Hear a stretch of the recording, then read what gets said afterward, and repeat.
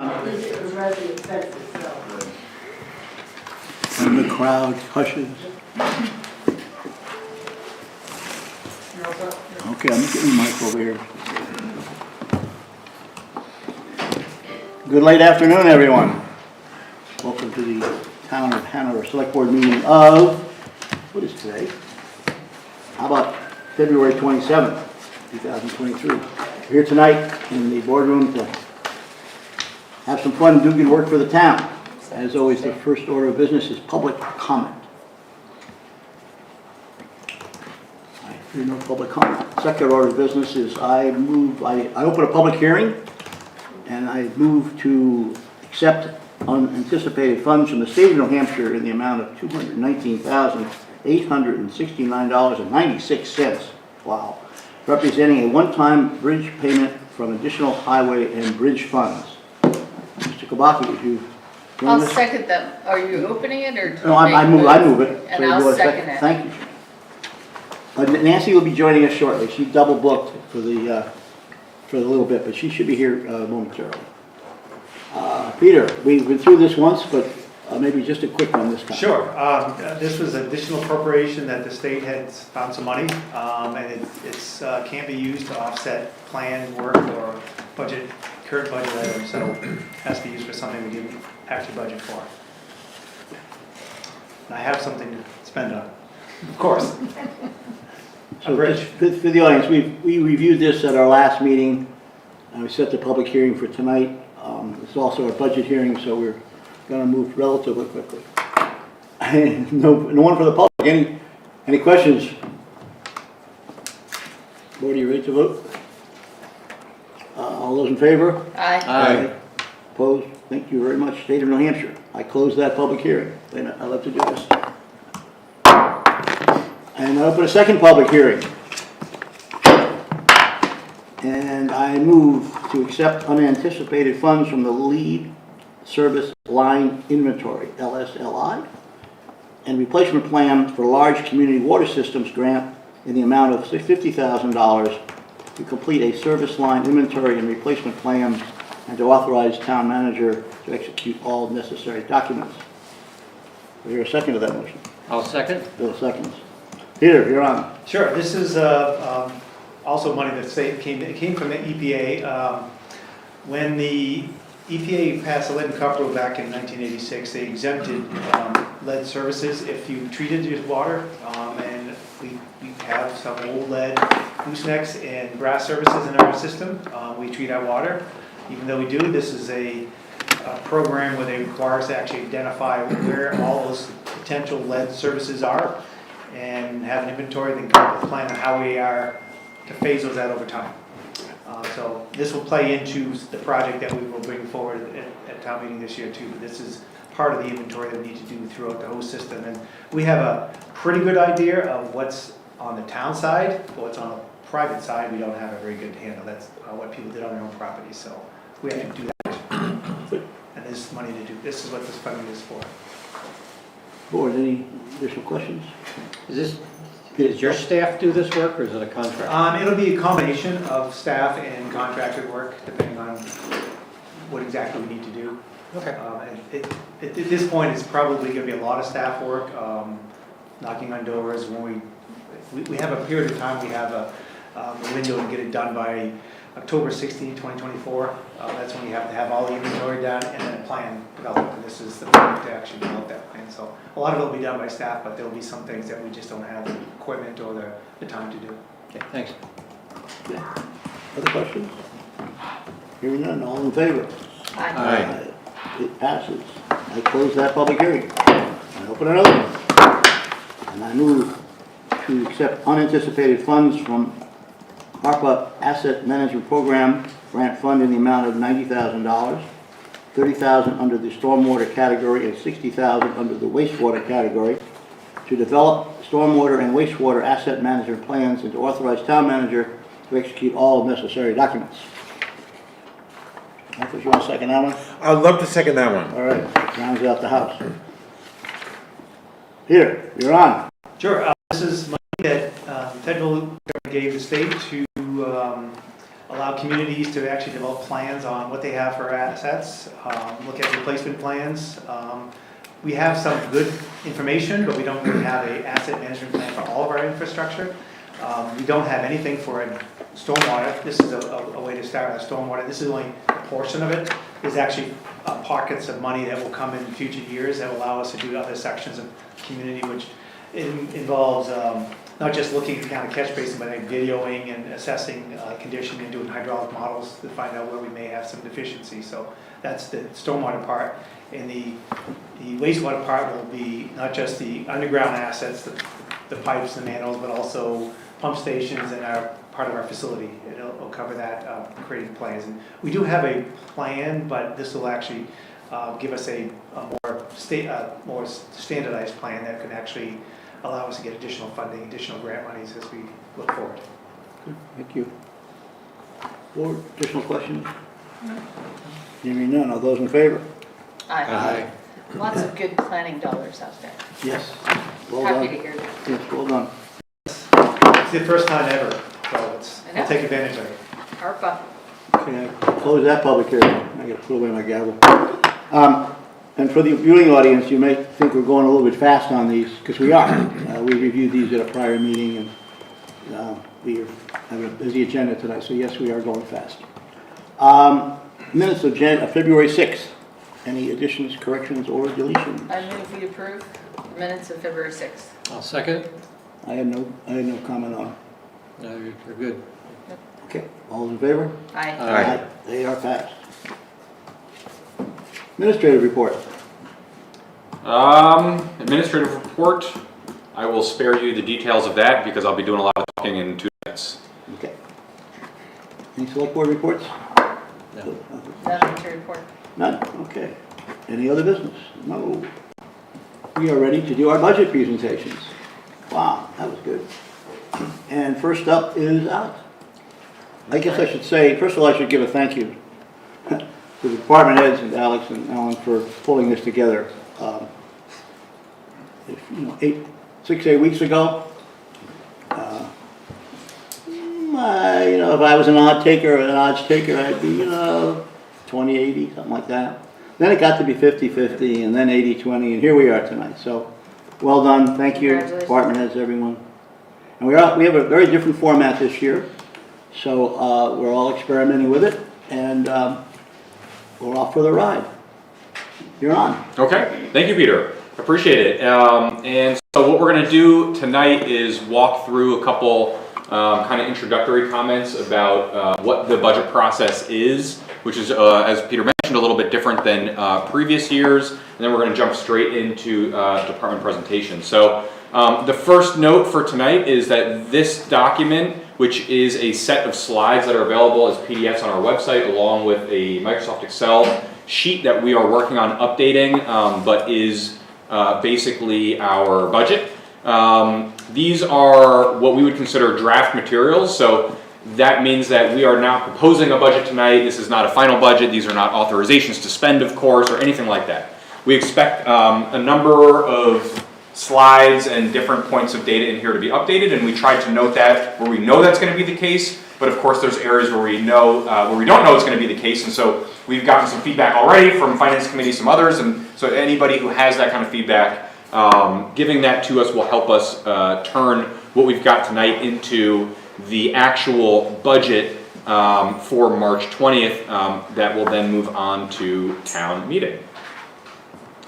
So myself, Alex Torby, town manager, and I'm here with Ellen Bullion, our new finance director, and we will be sort of facilitating a little bit over the next couple days and to some degree over the next couple months. We've discussed previously in some select board meetings that there's been a few institutional knowledge drop-offs with the change of finance directors, and so Ellen and I are both getting up to speed, especially Ellen as fast as possible, jumping right onto the moving train here. And along with the new auditing firm that started for last year's budget, we just have a bunch of new sets of eyes on the budget. And so, with that, anyone could expect there to be new perspectives, new ideas, and want to thank all of our department heads who you'll hear from shortly and our staff for preparing and implementing, and really importantly, the implementing part, really good budgets. and that this was a really challenging process this year, and we are lucky to have the department heads that we do, made it a lot easier. I also would like to thank the select board and the finance committee for being involved in the process. And even though this is, again, we're early in the sort of public discussion and presentation process.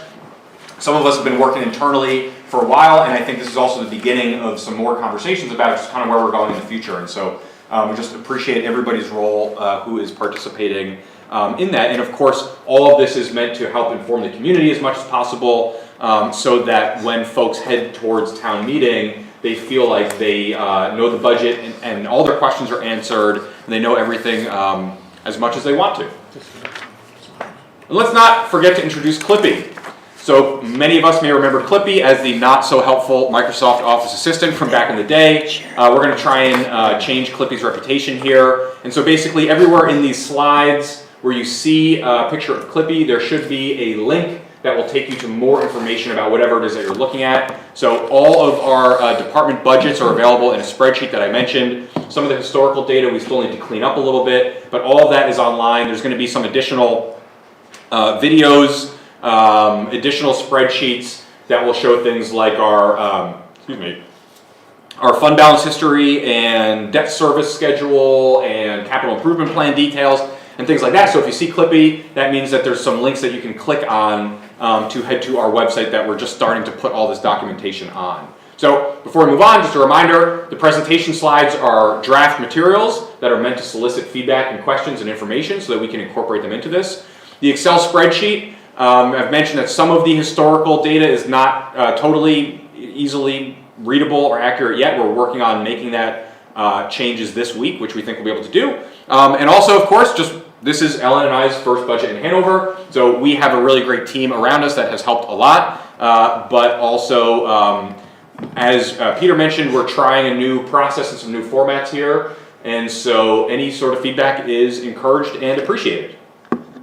So, quick overview of the timeline. We are in that highlighted section, February 27th, 28th, March 1st. That is the public presentations, and basically what we are doing tonight is our department presentations. And so the first day and the second day are largely department presentations. This does not really focus on account level data for the most part. There are a couple exceptions to that. This is really meant to give a clear picture of prior activity in the prior year and upcoming department goals in the following year. Some of the major organization-wide changes, such as staff compensation, is addressed on the third day in more detail, though I'm sure departments will mention some of the staffing issues that we've all faced. But we don't go into breaking down each of those costs every single time. It's all organized and summarized at the end. Capital items are discussed in the next section, which is going to be the end of tomorrow night. The cost drivers, totals, tax impact, preliminary tax rate, all of that is on day 3. So you can skip ahead if you want to and look at some of the spoilers. But the first day or two is really the department presentations and the capital improvement plan. And so we'll run through the department presentations, the capital improvement plan. We'll give an overview of the projects. There is some more backup material available for that as well. Then on day 3, we have a couple straggler departments like finance and town manager who will be going, and we will sort of summarize some of the points that we covered in the prior 2 days from all the different departments. We'll look at some organization-wide cost drivers, some of the challenges that impacted our budget this year and into following years. We will look at our preliminary overview numbers, including grand list growth assumptions and the tax rate, and then we will talk about goals and next steps in the budget process. So that's sort of what we'll be hoping to do over the next couple days. Before we jump into the department presentations, this is just sort of I'm not going to go through each of these, but these are just some of the key budget impacts that we discussed on January 23rd here at a select board meeting. These are some of the kind of broadest dynamics that are impacting our budget right now, and so that includes things like 40-year high inflation and rising costs, labor shortages, a couple under-budgeted program areas, such as for staff compensation. We have a couple issues with non-tax revenues and needing to update our rates and fees. We've got some significant incoming debt service, for major infrastructure work that is mostly related to water and wastewater. Some questions and concerns around fund balance, policy, utilization levels. A deeper review and evaluation of the policy and utilization of various trust funds, and then a handful of issues left over from COVID. We're going to go through a bunch of these on day 3 in detail, but just wanted to remind folks that those were some of the kind of broader things that were challenging this year's budget. And we are going to get started here, and we're going to welcome up Rob Hausman, Director of Planning and Zoning, who has so bravely, so courageously agreed to go first under this new format with the room all laid out in a strange way. I noticed somebody put the paper slides up there, which is a smart way to fix the issue. Looking at even better. So take it away. Thank you. Good evening, Rob Hausman, Director of Planning, Zoning and Codes. As you may know, or not that you may know, you know, our department does building inspection, building code, works with the Conservation Commission, Planning Board, Zoning Board. We also serve as your health department. Ryan is the health officer and I'm the deputy health officer. And we manage rental housing. So we have our hands in many areas in this community and are quite busy. Our department layout includes, I'll highlight Vicki as Senior Planner Emeritus on this. I like that. She's using Super Senior Planner right now in her Zoom link, but Vicki is on her way out. She's serving, finishing up the master plan, and then will be fully retired. Hopefully before she hits 2 years after her announcement of retirement. It's a good milestone. We do have 2 vacancies. One's a part-time clerk vacancy, which is also our minute taker. So some of our staff have been stepping up and taking minutes. We do have a rental housing inspector programmed in, subject to town meeting approval of the position, or town meeting approval of the ordinance, and then the implementation of a fee structure that pays for that position in full. Next slide. Rob, I'm going to interrupt you. Sure. I was fascinated when you gave me your schedule for the week of what boards and commissions you were going to be working with that week. Could you refresh our memory? Sure. So the first and third Tuesdays of the month are often planning board. The fourth Thursday of the month and the following Thursday are often our zoning board. The master plan advisory committee meets quite regularly, and they're often the second Tuesday at 5. So most are night meetings. Sustainable Hanover meets the third Wednesday of each month at 8:30. The Energy Committee meets the third Tuesday of each month at 1. And the Bike Walk meets the first Monday of each month at 4:30.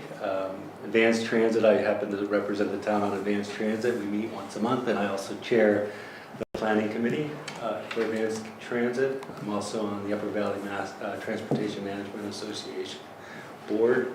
And Conservation? I do staff the Conservation Commission, as you know, Peter. And the only other, I'm involved with the New Hampshire DOT with Peter on the Route 120 corridor study. So we do other things. Quite a list. Oh, and I'm your Pine Park rep, the elected town rep for the Pine Park. I think I covered them all. I think you got them. FY, this is a sort of an overview snapshot. Fiscal year 2022, we issued 887 building permits, collected, a total value of construction about $84 million. Total revenues approximately $411,000 in fees taken in 2022. Just to give you a snapshot, because it's very dynamic. Fiscal year 2023 year to date, we've issued 446 permits.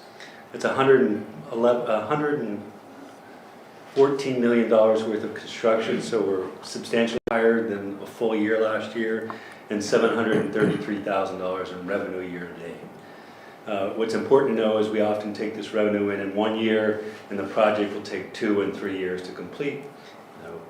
Front-loaded. And it's, so some of the permits that we've issued include a mobile home. We do inspections of all mobile food trucks for health purposes.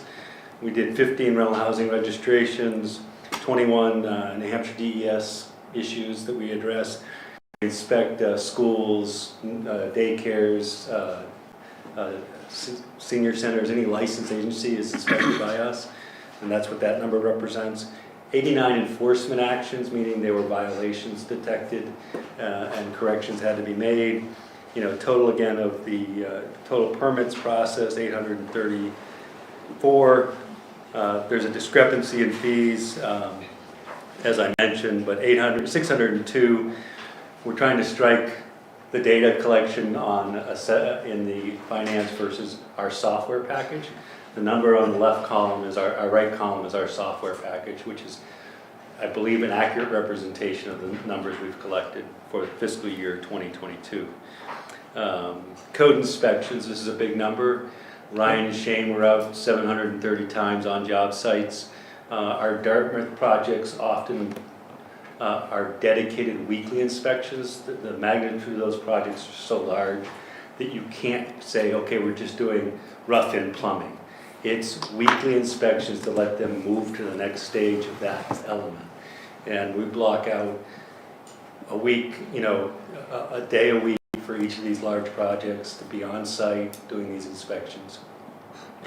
Like I mentioned, mobile food truck, 1 rental housing registration and enforcement. So a total of 834 permits combined for that fiscal year. We also have a small project known as the master plan underway. And we've been fortunate to come out of COVID. We kicked this off in the middle of COVID, if you may recall, starting with a completely virtual public community forum, moving through an in-person forum with sort of development pattern choices. You know, the master plan is looking at how do we expand housing opportunity, foster inclusive economic resiliency, and I think the one thing we learned from COVID was how fragile our downtown really is when the college can't function the way we're accustomed to. And I think the goal of this master plan is trying to figure out how to move that, broaden our resiliency, and create a stronger base. You know, preserving our character, dealing with multimodal transportation, walkers, bikes, and transit over single occupant vehicles, promoting downtown vibrancy, improving health, well-being, and social justice, addressing climate change, and being accountable and collaborative. This is an interwoven process. It's not intended to create these silos of categories that stand on their own, but rather have it interlaced among all topics. So every time we talk about downtown vibrancy, we're talking about health, well-being, and social justice, climate change, and all of the issues that I've outlined above. And with that, I have no capital items. So goals. My goal is to successfully launch the rental housing registration and inspection program. That's obviously subject to town meeting approval of a warrant article. Have they taken you up on your offer to do some trial runs? Yep. Oh, good. We got a couple, community members who've said who were a little nervous about, how daunting this process would be or what cost they might incur, and they've reached out to us, and Ryan's been more than happy to go over and walk them through. Okay.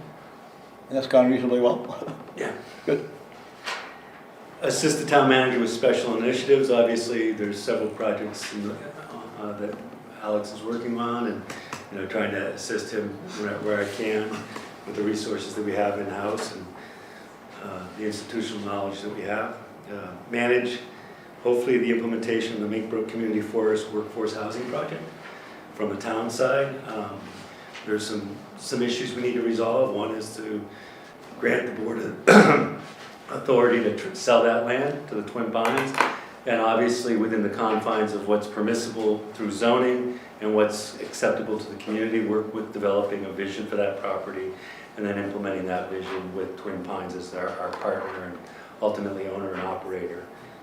And work with them also to hopefully consider options for addressing some of our staffing housing needs, new hire staffing needs. The next goal for the year is to initiate the Sustainable Master Plan implementation focused on zoning and streamlining permitting. So the master plan ultimately is a guide document that is to support our land use regulations. And what we then will be doing is taking all the goals and objectives and coming up with regulatory changes that will implement those goals and objectives. So in the next year or two, we may have some pretty significant amendments to be considered at town meeting. The next goal would be to migrate our zoning board and planning board regulations, our permits online. As you know, we launched successfully our building permit software. We've been holding off on the others for a whole host of reasons, but there are board members who like paper as the primary driver. They like to redline and leave notes and things like that, but there are ways to overcome those hurdles. We also are in the process of the community, the Housing Opportunity Grant. As you know, we are the recipient of $75,000 to analyze our ordinance for hurdles or obstacles on housing and implement proposed changes. Our hope would be that next year we'll be considering zoning amendments that will address the recommendations in that report. And we'll be presenting those recommendations to you hopefully in the fall. And then finally, continue to support the boards that we do: Planning Board, Zoning Board, Conservation Commission, Sustainable Hanover, Upper Valley Transportation Management Association, and others. Questions? Wow. You know, the Hopkins Center is a big project right now, obviously, it drove your revenue quite a bit. Do you see any other big ones on the horizon? Yeah, Planning Board will be considering a fairly significant new project at 14 West. It was 14 West Wheelock. It's a tear down rebuild, a 5-unit building going to a 24-unit building. So that's a significant project. It'll be the first done under the Wheelock District zoning amendment that passed at town meeting. And my understanding the nature of this project, it's the first of multiple projects on that corridor by the property owner. Dartmouth obviously has passed the first hurdle on North Campus housing, so that's another project that waits in the wings for when they bring it to the planning board. We have a couple of others that we're hearing discussions about. Obviously some are preliminary concepts that the individuals are working through, but most of them are housing related, and some of them are in the downtown core. The state, through the governor, just press releases, talk about money for towns for housing, which is, it's an issue obviously in our neighborhood, in the state, in the country. Any potential flow of cash through the state budgets to help us deal with housing issues? So we are the recipient of $75,000 from the state.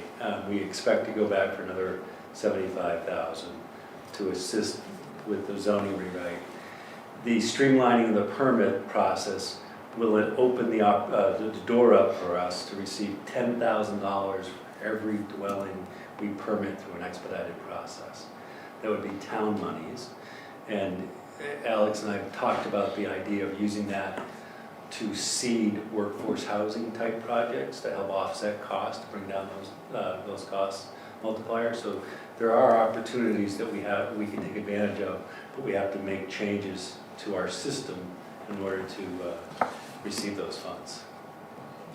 Thank you.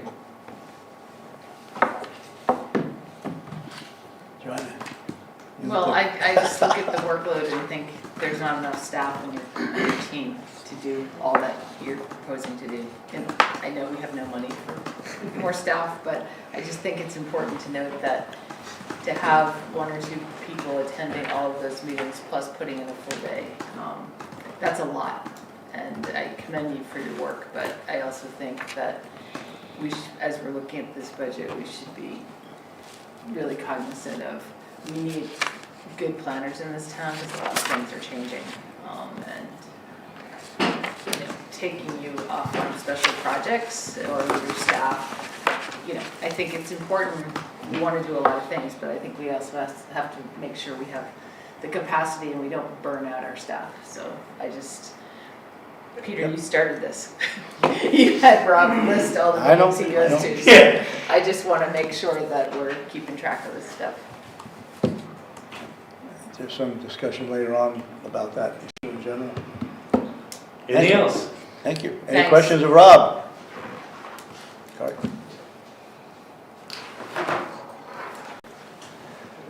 You're looking at a spreadsheet? I have a spreadsheet. I just want to make sure I have it up. Let me see. So my name is Terry Asmus. I'm the chair of the Hanover Finance Committee. And I have to say, I made some notes on each of the department presentations tonight. Things that maybe I normally would have read before. And now, of course, since I've got a new process as well, I'm not finding where I wrote down my notes. I had some specifically for. Well, okay, here we go. So, as was mentioned earlier, we are still updating that big spreadsheet that got sent out. And one of the things that needs to be updated in particular is the fiscal year 23 numbers. So the year that we are in, it shows currently that we have about $1 million more in appropriations than was actually approved by town meeting.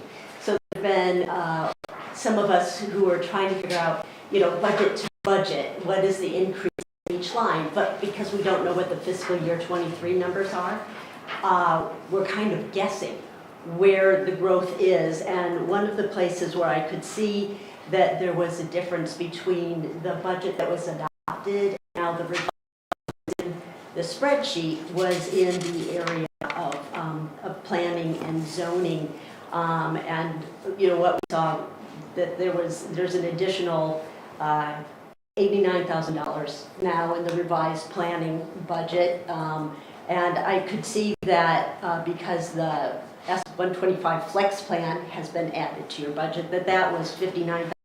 But there's sort of a $30,000 delta between what was adopted and what the revised budget shows in that spreadsheet.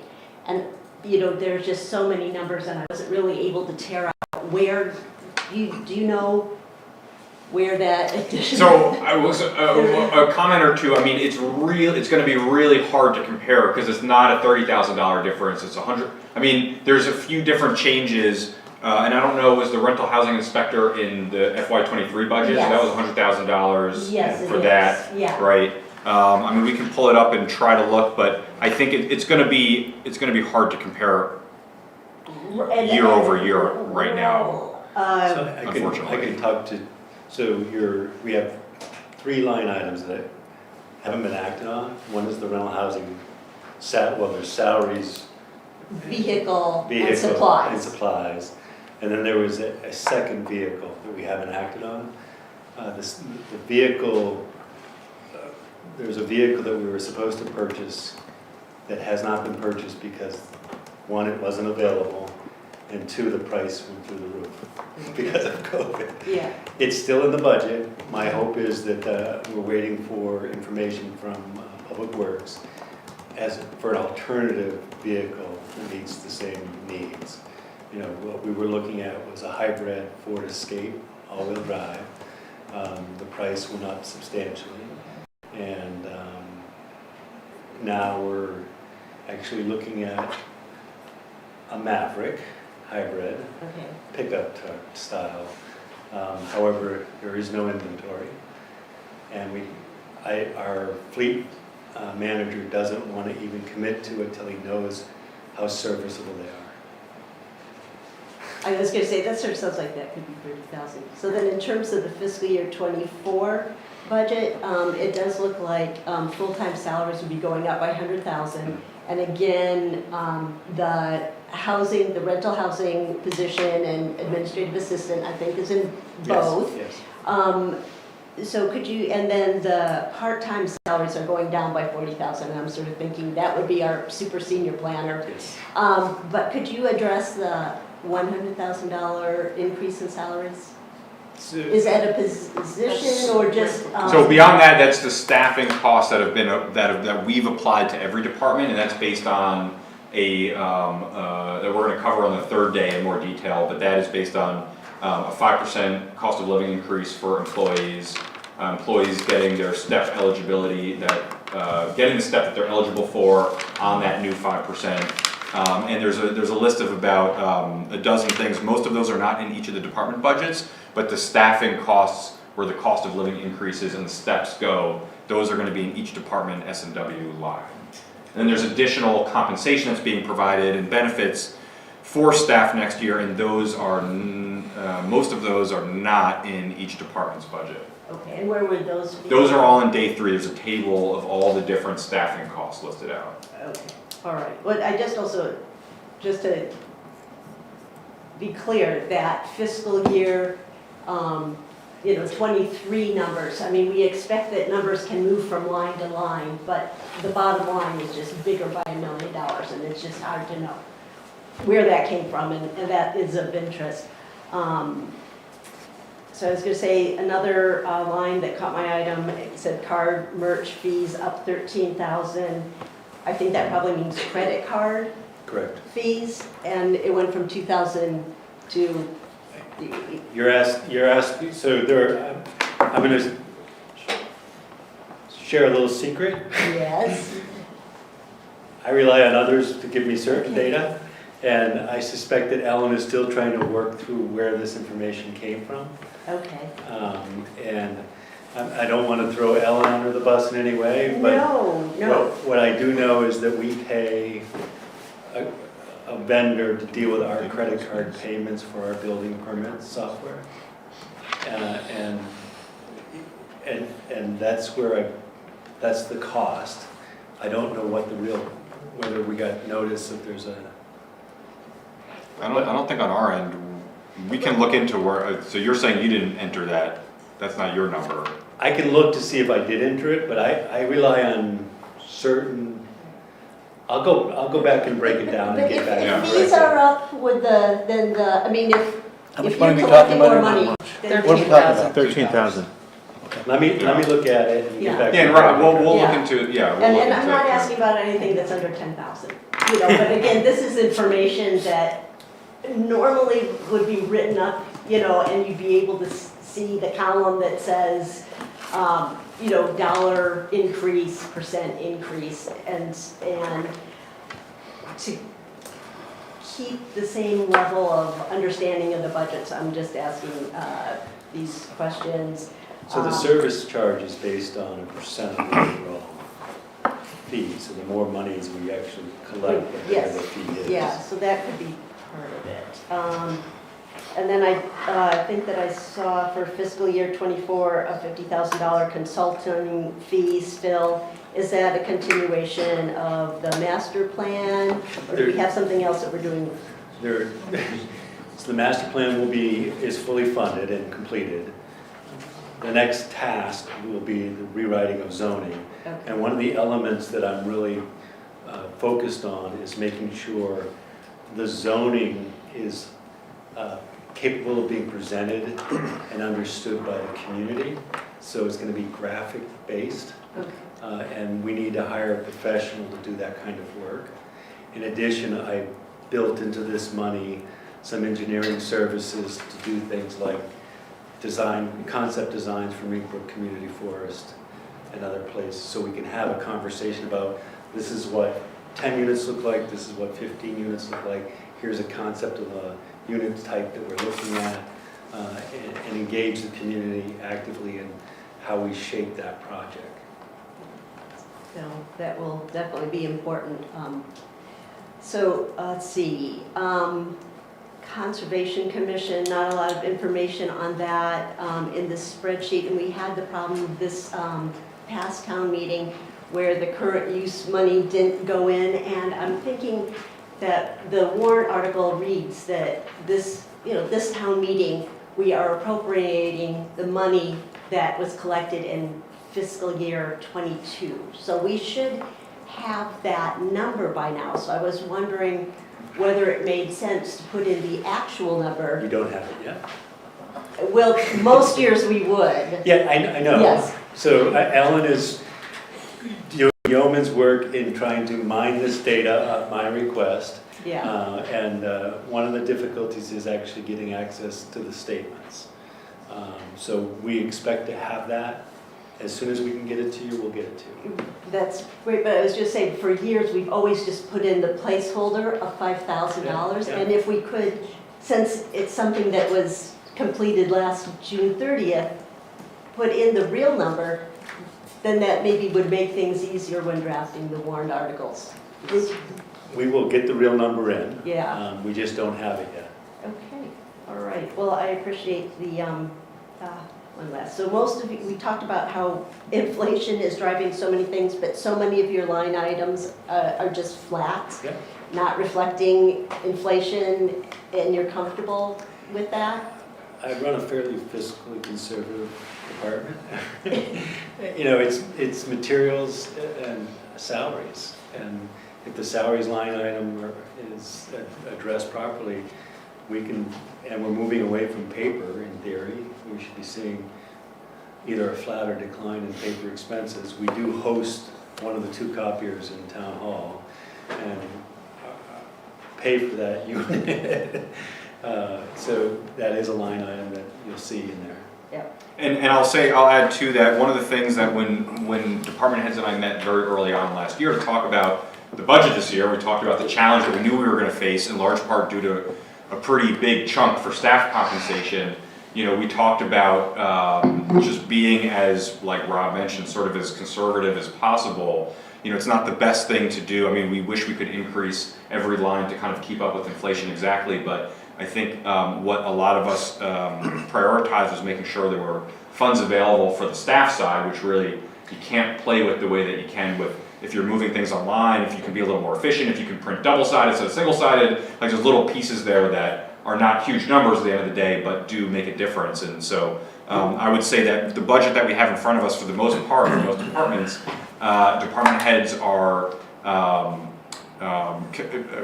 whatever the next level is beyond conservative when looking at, how to manage your budget carefully. I think that's where, what's that? Frugal. Yeah, I think that's where we're at this year, and that we have big increases that drive most of the cost in certain areas, and most departments are trying to kind of do what Rob is there. You'll see increases in my training budget, in my membership budget. You'll see what I've level funded is based on my 5-year average or what I've seen in recent time. Most of my expenses are pass-through, meaning I need to put something in there, but we collect that expense as part of a revenue source. So mailing, postage, notices to the paper, those are all reimbursed. So those line items, while they're in there as an expense, are reimbursed to the town. All right, so I guess one that I was sort of wondering in my mind whether or not, because there's a number of departments that, as you've just sort of alluded to, that they decided that was a place that they could hold expenses. So that's something that people, that's conscientious. It's not something that the 20th, that we're going to see revisions in that part of the budget. Not in the upward direction. Yeah, that's what I meant. No, Yeah, not in the upward. Okay, so it's not that it's not complete yet. That's correct. That's all done. It's that that was a conscientious Yes, very decision intentional. that those costs could be Yes. held steady. Okay. For this year. All right, well, thank you. Any other questions? Hi, Nancy. Excuse my absence. Okay, thank you. Thank Thank you, Rob. And thank you for what you do. Well done. hold on. Next up, Okay, next up, Corey Stevens. Corey, I set the low bar for you. It's gonna be like I don't do anything during the day following Rob. You want to be on some more committees? Yeah, can I get on the? did he just volunteer? I think he did. I think we heard it. Unfortunately, I'm not a resident, so I'll have to pass. Oh, So I think everybody here knows me, but I'm Corey Stevens, I'm the IT director. This is a new format for me, I've only done the other format 22 times, so we'll try to make this all work. My department is small, there's just two of us, we don't have any staffing issues. I think we're both planning on being here for a while, so I don't expect any issues there. In the past year, we have, in the last couple months, we just finished a major software change in our cybersecurity. We had a suite that we installed consisting of 3 different pieces of software, an antivirus, a rough description is a web filter, and software called KnowBe4, which is training and learning software of how to detect phishing emails. Which has actually been working quite well. So that's become a large part of our day and has become very how much important. stuff do you catch? How much stuff do you catch? Well, we have 2 different filtering softwares that stuff goes through before it gets to us. But we filter several hundred emails a day townwide. Don't ever get to where they either get held or get completely thrown away because the software knows that they aren't wanted. Okay.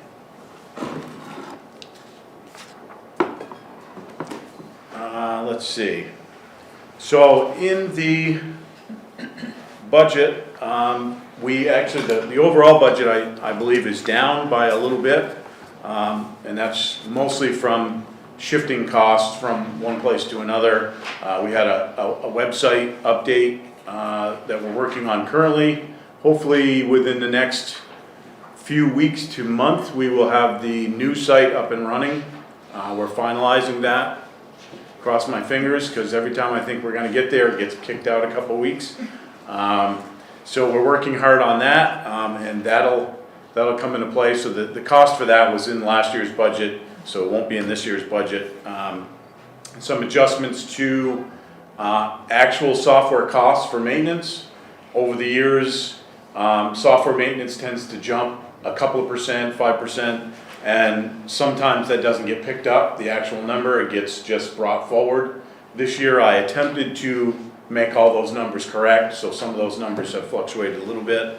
And we've added a couple of new pieces of software that we're going to implement. One is e-signature, and another is for email archiving, which will help us with 91A requests. Right now, if somebody has a 91A request and they want email, it's a bear to get that information. It's many hours of work, and that will help greatly in that search. Otherwise, going forward, we're hoping to, again, get that website in and running, finalize our work with the cybersecurity packages, and see if we can get that working the way that we want it to. Other than that, we're doing good. Questions?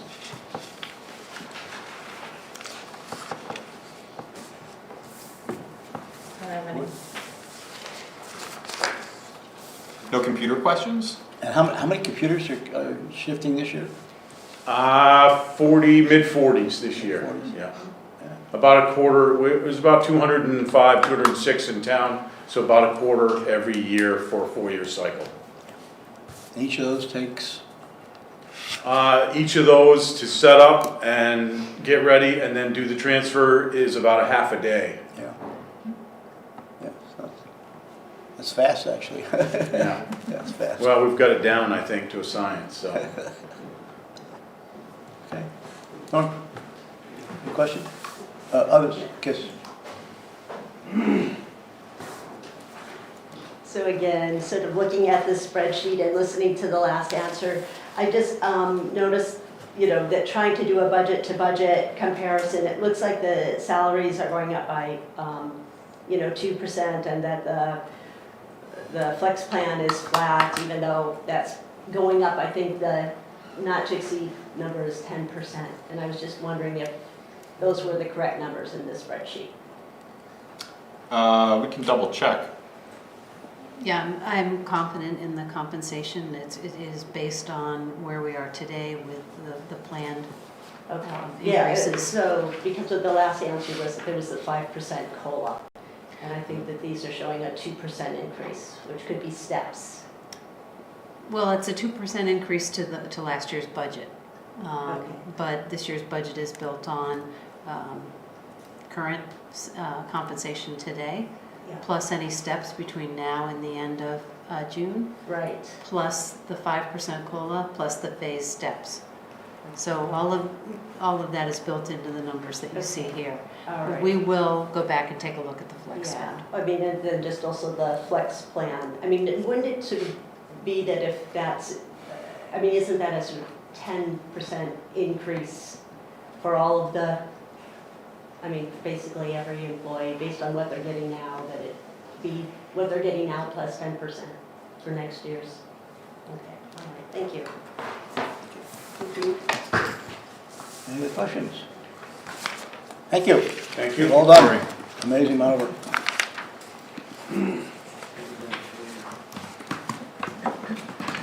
Next up, Etna Library. Okay, so Jeff is not here tonight, but he's not able to come in, but he did record a video presentation, which I'm going to play, if this all works, which I think it will.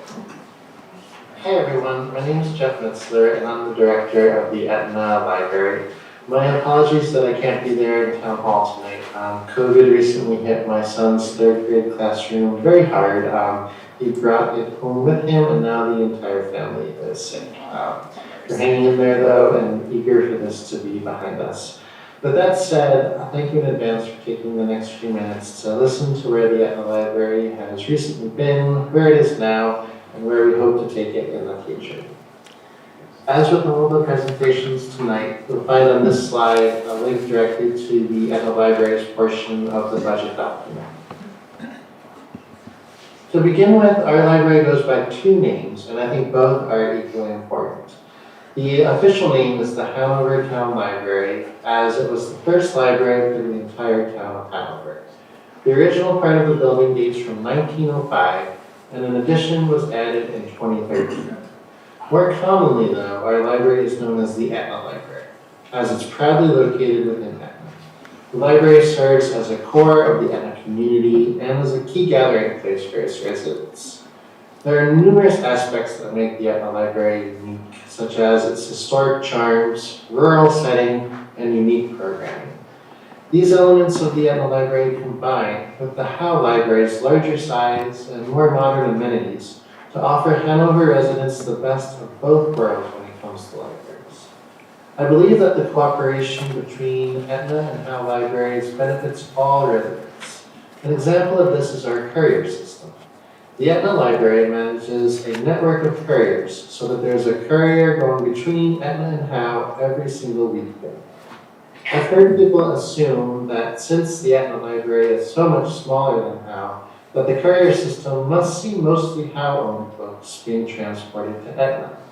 The number of Etna-owned books being sent to Howe for pickup, however, is similar to the number of Howe books coming to Etna.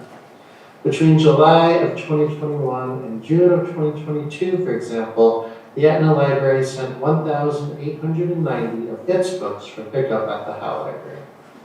Something else that makes the Etna Library so special is the community support it has. A terrific example of this is our wonderful volunteers. We have the aforementioned team of couriers, a volunteer gardener, patrons who share their knowledge and provide programs for us, and many volunteers who give their time on Saturday mornings to staff the library between 10 a.m. and 12 p.m. We're eternally grateful for all these amazing people. One of the great joys of working at the Etna Library Library is being involved in all aspects of its operations. The library employs myself and Sarah Molesworth, the assistant librarian. We are both part-time employees. We also have 2 substitutes on call. From ordering new books and cataloging them, hosting both early morning story times with children and late evening programs for adults, creating book displays, and managing social media. If you work at the Etna Library, you are truly involved in everything. I would like to frame this brief year in review by looking at 3 areas: programming, patron visits, and circulation. First, the Etna Library's program.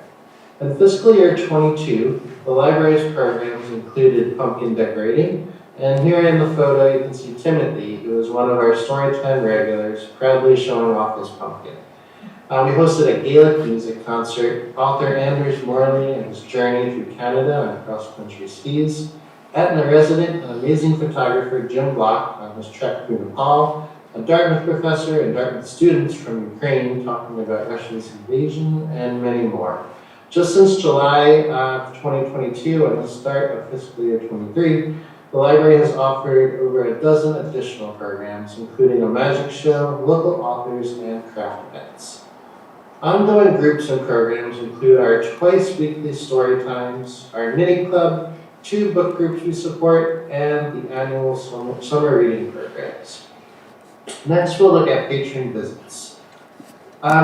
Since reopening our doors after being closed for a period at the height of COVID, the library has seen significant ground reclaimed and a continued trend of increasing visits. When we look at circulation, this past year, the Etna Library has started looking very carefully at circulation statistics of each of our collections.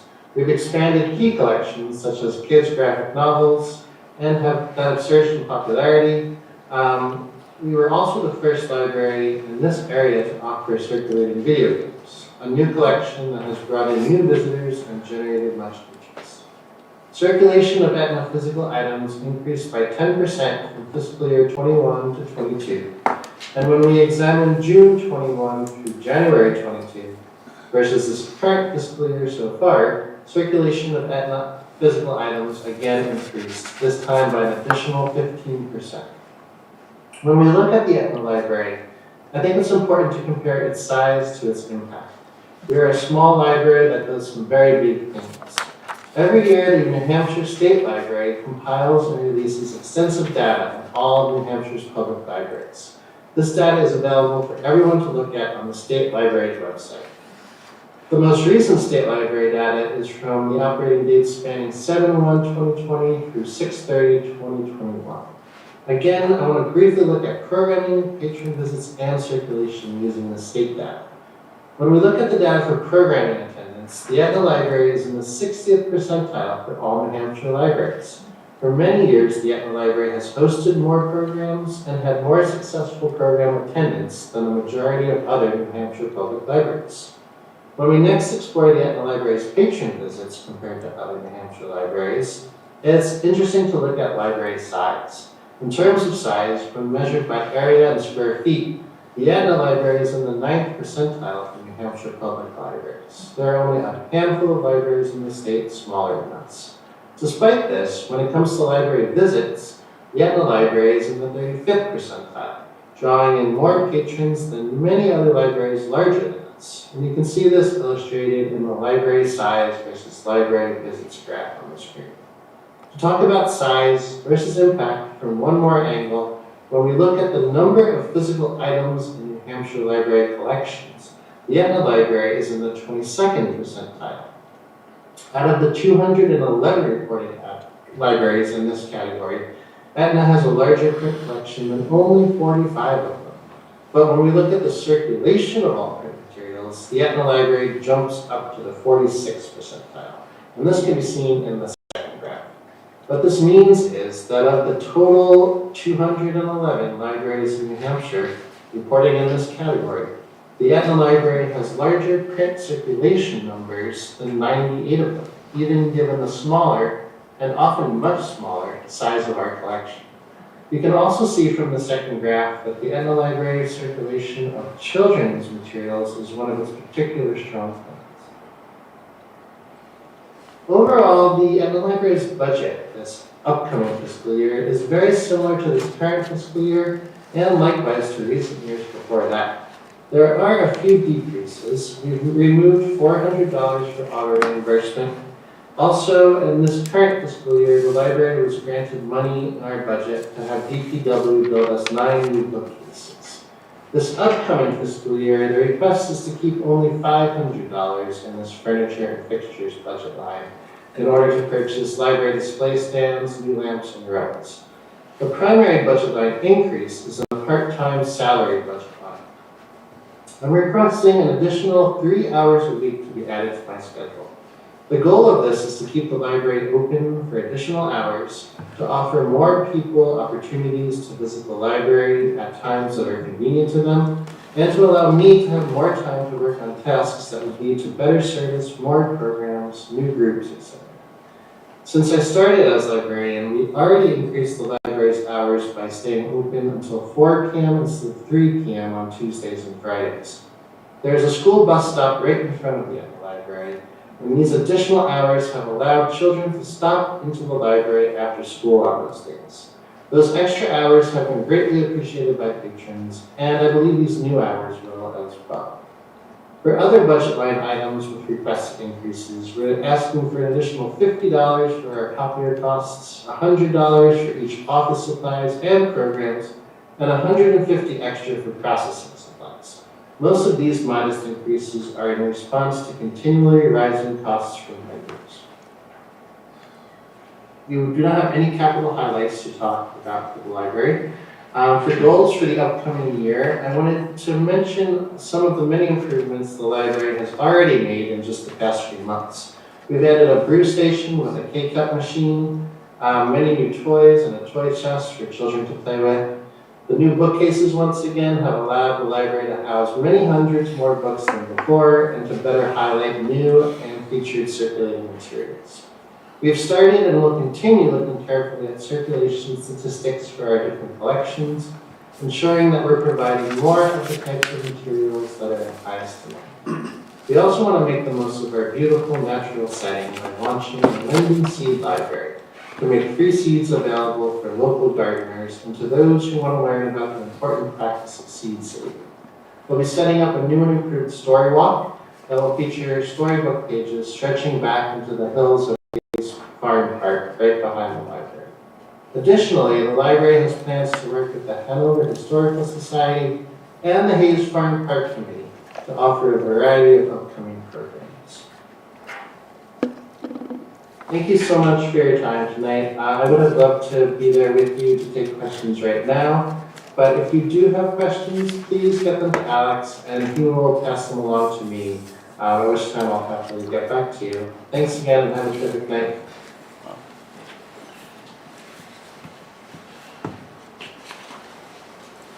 That was cool. Citizens of Children Etna. as vectors, right? Citizen of Etna, it's a jewel. I mean, it's just a jewel. And the support for the book groups is amazing. One of my favorite people takes advantage of that every month.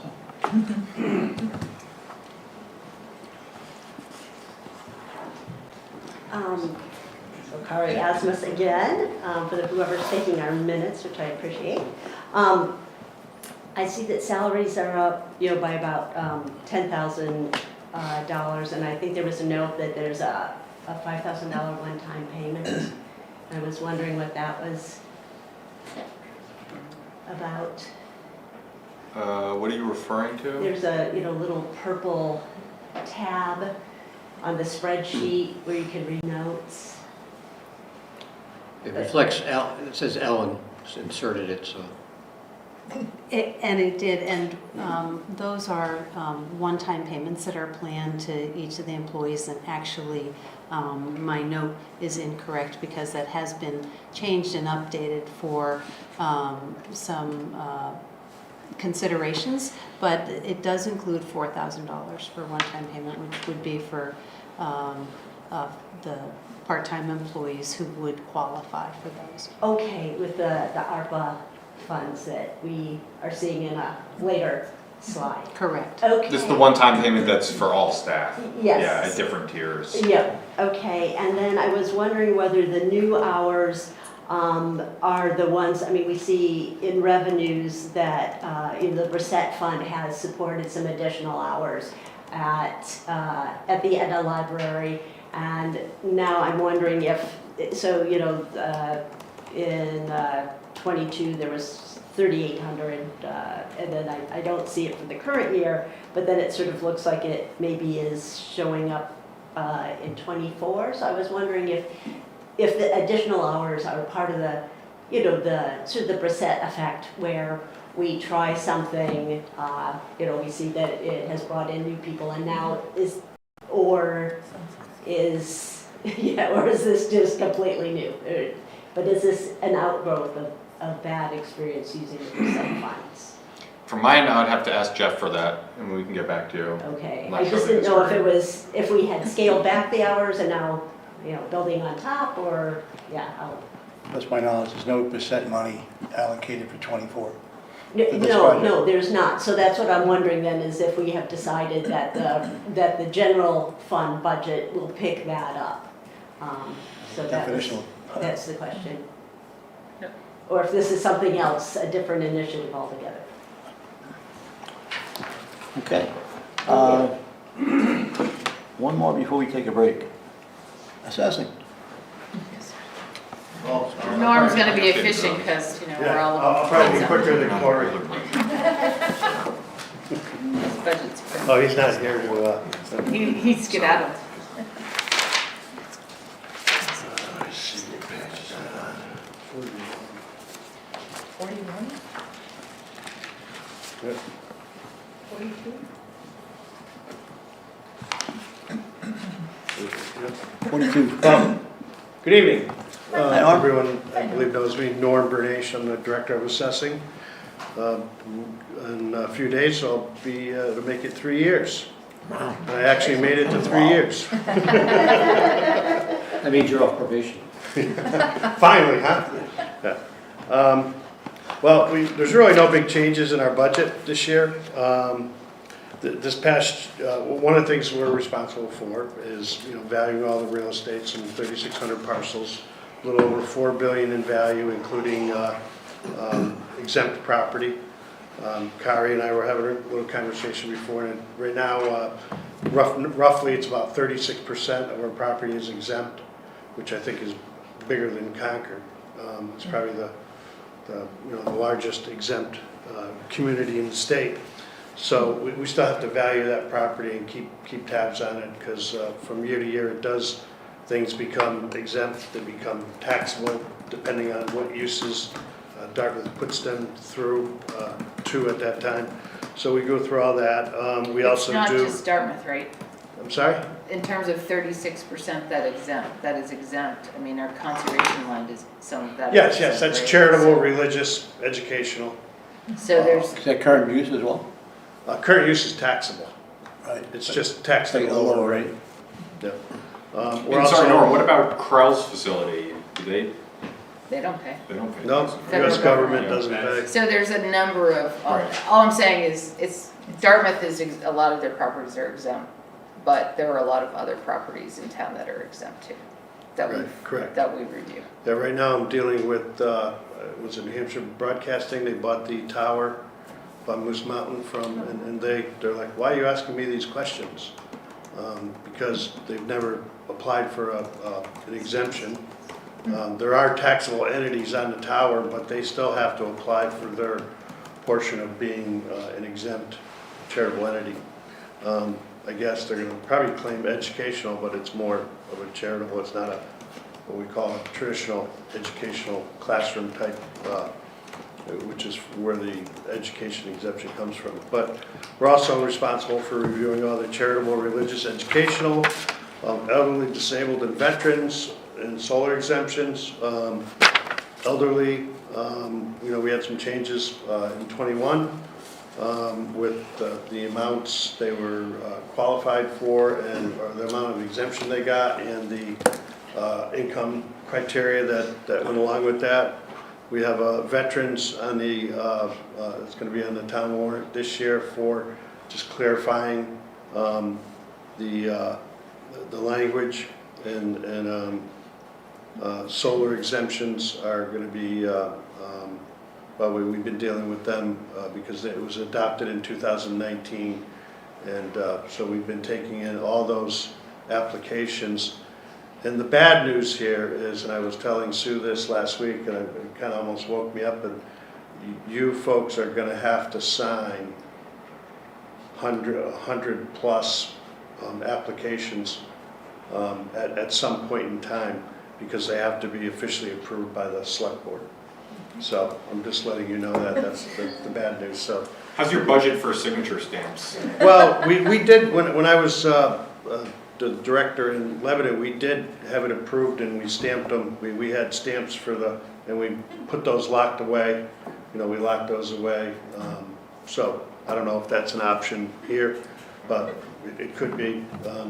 It seemed to work, and they all went back in a locked vault when they were done, and you know, were kept there till they came out for the meeting. As you know, my department consists of Sue Gerard and Jerry Roberts is my new real estate appraiser. We're trying to bring him up to speed. There's a lot to learn. He has experience in a real estate brokerage, home inspection, and then worked at Hypotherm for like 15 years, so the math part of it kind of isn't an issue. But I've been spending a lot of time with him on inspections and meeting people, and you know, going out and learning a style of how to talk to people, and you know, how to engage them, and bring him in on issues that I think are important in the office for him to be in touch with. So there's a whole bunch of stuff that's thrown at him. So it's going to take a little while to sort all that out, because it's not as easy as it may seem. And then myself. But this past year, Sue was, as you know, was recognized as the Assessing Staff Member of the Year award. Well-deserved. It's the third year that our association has granted that, and there were several candidates, and she got the nod. So last year, as we all know, we completed the 2021 revaluation. It went into 2022. We finally got it approved by the Department of Revenue. Got the blessing for the USPAP report, which is the defense of sort of the whole process. And then that had to also be approved by the Board of Tax and Land Appeals. Finally, in I think September, late August, September, we were granted, they dropped, or they dismissed the oversight of the revaluation, which is a big issue. And right now we only have 3 pending BTLA cases, which is New Hampshire Board of Tax and Land Appeals cases. When I got here, I had 65 Superior Court cases on my desk and several dozen BTLA appeals. That's now history, and we're moving forward. So my hopes are to, you know, and sort of a succession plan is to bring Jerry along and sort of move to stay in the supervisory role, but move back a little bit and stay with him until the town is has good representation and there's a consistent program and we move forward without any hiccups. With that said, the only change really in my budget is I'm expecting him to jump up to, within the next fiscal year, to be able to jump up to a different certification level, a different responsibility, which would mean we have a real estate appraiser 1 and a real estate appraiser 2 category that was approved. So I'm thinking, you know, he's going to move up to that in the time frame if I have my way about it, and he's willing to go along with that, which I think he is. Otherwise, right now, the governor's proposal of dropping our certification is now possibly going to fall under an advisory board overseen by the director from the Office of License and Planning and Licensing, or professional licensing. So we don't know where that's gonna bring us in terms of certification and so on and so forth, so. Besides that, we haven't gotten any word from the state that they're gonna make us do any more programs or anything like that, so. What do you think of the bill, of the governor's recommendation of like reducing the requirements for Well, professional staff? Well, I was talking with Rob about like wetland scientists, we have wetlands, we it's in our planning, conservation, we use wetlands for current use. People have to have certified wetlands scientists to approve current use land that is certified wetlands, that is less than 10 acres. Foresters are in that, they're gonna be dismissed and, or not have to be licensed. That affects the management plans of current use, which get a reduced assessment. So if you don't have to have if you don't have a licensed forester, you can't have a management plan. That's acceptable under the current laws, and so that, we'll We should see. be writing our governor. Not that it does any good, but, oh, whoops, sorry, did I say that? Sorry. So, yeah, there's a lot of things that are interesting. Thanks, Norm. And what's your prediction for increased valuation? Increased size. No, increased grand list. Well, right now, we're estimating What's the 12.5 budget assumption for million, grand and what I do have to say is when you look at Rob's numbers, which are pretty staggering, that doesn't necessarily translate into assessed value. There's a lot of solar exemptions, a lot of solar installations, just a ton of them. There's a lot of exempt property that gets permits. There's permits that are charged for different things that have nothing to do with adding assessed value. I think the 24 next year looks a lot better with the the project down at West Wheelock, and if the North Campus happens, that's going to be a big ticket number for. What's the assumption? You said, what did you say the assumption was, the percent? About 12.5 million in assessed value. I know there's a question by the school, by Kim, about make sure we're keeping them informed of your best estimate. I don't know if that's in the ballpark for them, but Yeah. I remember about that, but she asked us to make sure that we kept her informed of all. I've got a note, once we got the number on Friday, I've got a note to email that number to Jamie, the SAU. Good. Okay. I wish it was more. We've had more, and Do too. we had some different things happen. Even after the revow, we had the addition of the golf course, North Campus land. That was a $7 million in assessment. We had an addition of $6 million in Kendall, and which wasn't necessarily expected. It wasn't your normal bricks and mortar kind of construction. I think we had a real busy time during the COVID experience where people were home and looking at their homes and saying we're going to do all kinds of things, and we need to have this and that. So I know in the past that the expected increase was between 8 and 10 million in any budget year. So we've exceeded that every year. We've gone 16 million. We were 31 million. I think we're 16, 19 million, and then 31 million the 3 years that I've been here. So, and it's just not going to be as robust this year in terms of that number. Thank you. Thanks, Norm. Appreciate it. Yeah, so Kari Yasmus, thank you for going through those numbers. I know that the school district used 14 million and now we're down to 12.5. And I'm sure that Jamie would like to know that, but at this point, everything's kind of baked in and they're Voting next week. Yeah, 1 week from tomorrow. So hopefully we'll sneak back up a little bit over. Well, we're not, I mean, this is an estimate, and it's hard to predict because we're going through all the building permits right now. And, all our work takes place really from now till, the middle of April. So we can get all those new values or the increased values on the first half tax bill. Yep. So we're in the throes of that now. So, you know, there's some houses that we thought might be farther along that haven't happened because they can't find a contractor.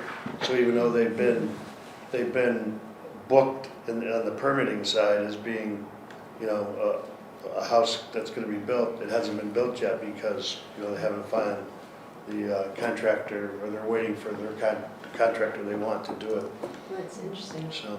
So I guess the one question I had was looking forward, we, you know, we're probably going to be seeing the next reassessment before we, you know, before we can believe that it should be happening again.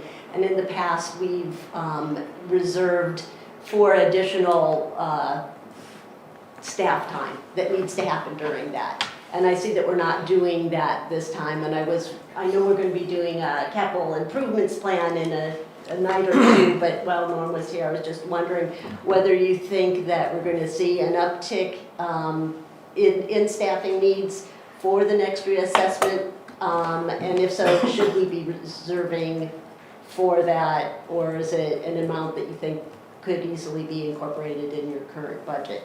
Well, I'd like to say yes, but the answer is no. We don't expect, I've always done it in-house Yes. myself with the resources that were given to me. Peter, when we went to the Department of Revenue, when we had the joint petition, he convinced me to bring in Vision, which was a really good move, and I appreciated his, I was ready to take it on myself, but I think it was a very good move that he, you know, suggested that. But we remember we had a staff of 2 before I got here. We got into all the trouble. And then there was money put aside for data collection, outside contracted services every year. We're doing that all in-house now. We sent out our first batch of letters out in the north. So we're starting already again, and people have said, you know, you were just here a year and a half ago. But we got to start somewhere. Someone's got to be the first one in order for us to divide that work in a, you know, on a consistent yearly level to finish it all by the time we do the next revaluation. So the answer is, I don't anticipate anything for, you know, maybe the year of the revaluation, but I'll know better. But we've got a pretty good handle on the process, fine tune it. That's great to know, because as we learned, you know, it really can come back. If we don't have the resources to do what we need to do, it can really come back and bite us in terms of people being unhappy and so on. So, but you're not seeing a need for setting money aside for additional staffing for that year? No, not at this point. Great, all right, well, thank you. Thank you. Okay. Any other questions for Norm? Thank you. Nice job. Good night. I wasn't quicker than Corey, was I? But just as. Well done, well like done. 50%. You had more stuff. I'm gonna take a 10-minute break. We'll be back here in 20 hours. Oh. I'll come back. That's even better.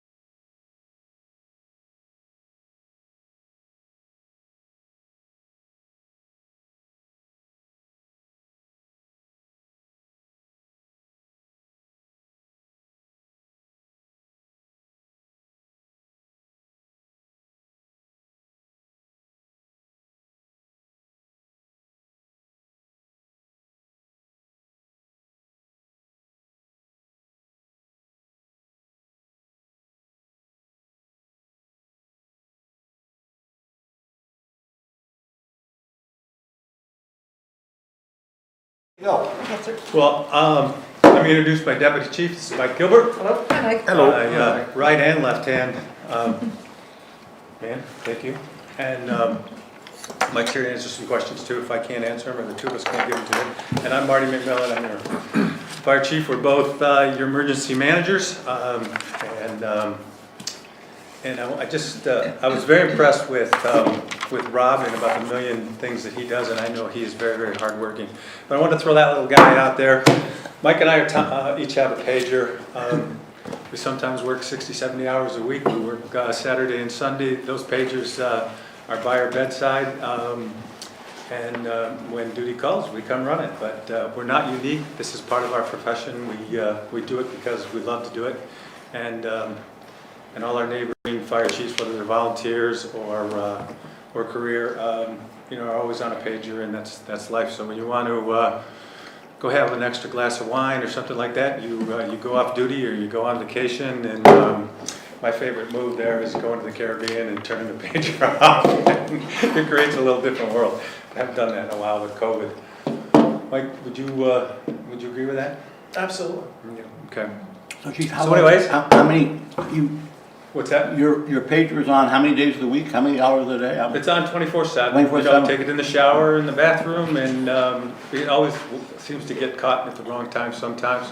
Last night, obviously, we were out early morning for the fire over at the college at the Remsen building. We had a laboratory fire, so it's not uncommon when we get the major storms. We open the EOC up. Sometimes we run it all night, but like I say, it goes with the profession, and we're glad to do it. So we have a very, very short presentation for you. That picture that we have on the front page is a small fire we had over on North Bulge, and it's just typical of what we do. If you grab that next slide. What's kind of interesting, and I wanted to point out, we put our mission statement up there, and we're pretty proud of that, and it really outlines what we stand for as an organization and what we do. But the interesting thing is there's probably about 20 different entities underneath there. Everything from structural firefighting to reviewing plans at the other end. The unique thing about our business and the small communities that are primarily in New Hampshire and Vermont and Maine is when you compare us to a larger organization, if you were in a large city, Boston, Philly, you might be assigned to a firehouse that had a single engine company or a truck or a rescue. So those are kind of the three main pieces of apparatus that you would be assigned to. And then you would have a specialty sometimes assigned to and sometimes not. What happens in small towns, we have to do it all because we don't have anybody else to give it to. So you think of the AT, you think of the river, you think of hazardous material spills, wildland firefighting, high-angle rope rescue, building collapses, a whole bunch, scuba. We're out and we have to have the ability to do that. So we train not only in engine and ladder operations and the specialties, but then on the other side of the equation, we also run an EMS organization that has paramedics. So we run two paramedic ambulances and we have a paramedic engine. And in our run volume, about 40 to 50% of the time we go out the door, we're going to catch a second run, and so we get back-to-back runs. It's not 100% of the time. So we have a pretty good sense of how we manage that with our workforce in town. Our call volume, our call numbers are down, and what I mean by that is usually when the first rig goes out the door, we try to bring back 2 individuals to beef up our staff with what we call on-call. But the biggest difficulty that we have right now is our workforce is living farther and farther away. So to be on call, you got to be within 20 minutes. And I think that's one of the issues that we have. And we've seen our numbers as far as call volume goes, the ability to bring people back. And that's just not plaguing us, it plagues the Upper Valley. Both Lebanon and Hartford are doing the same thing. So we rely on them to cover. We basically, in the Upper Valley,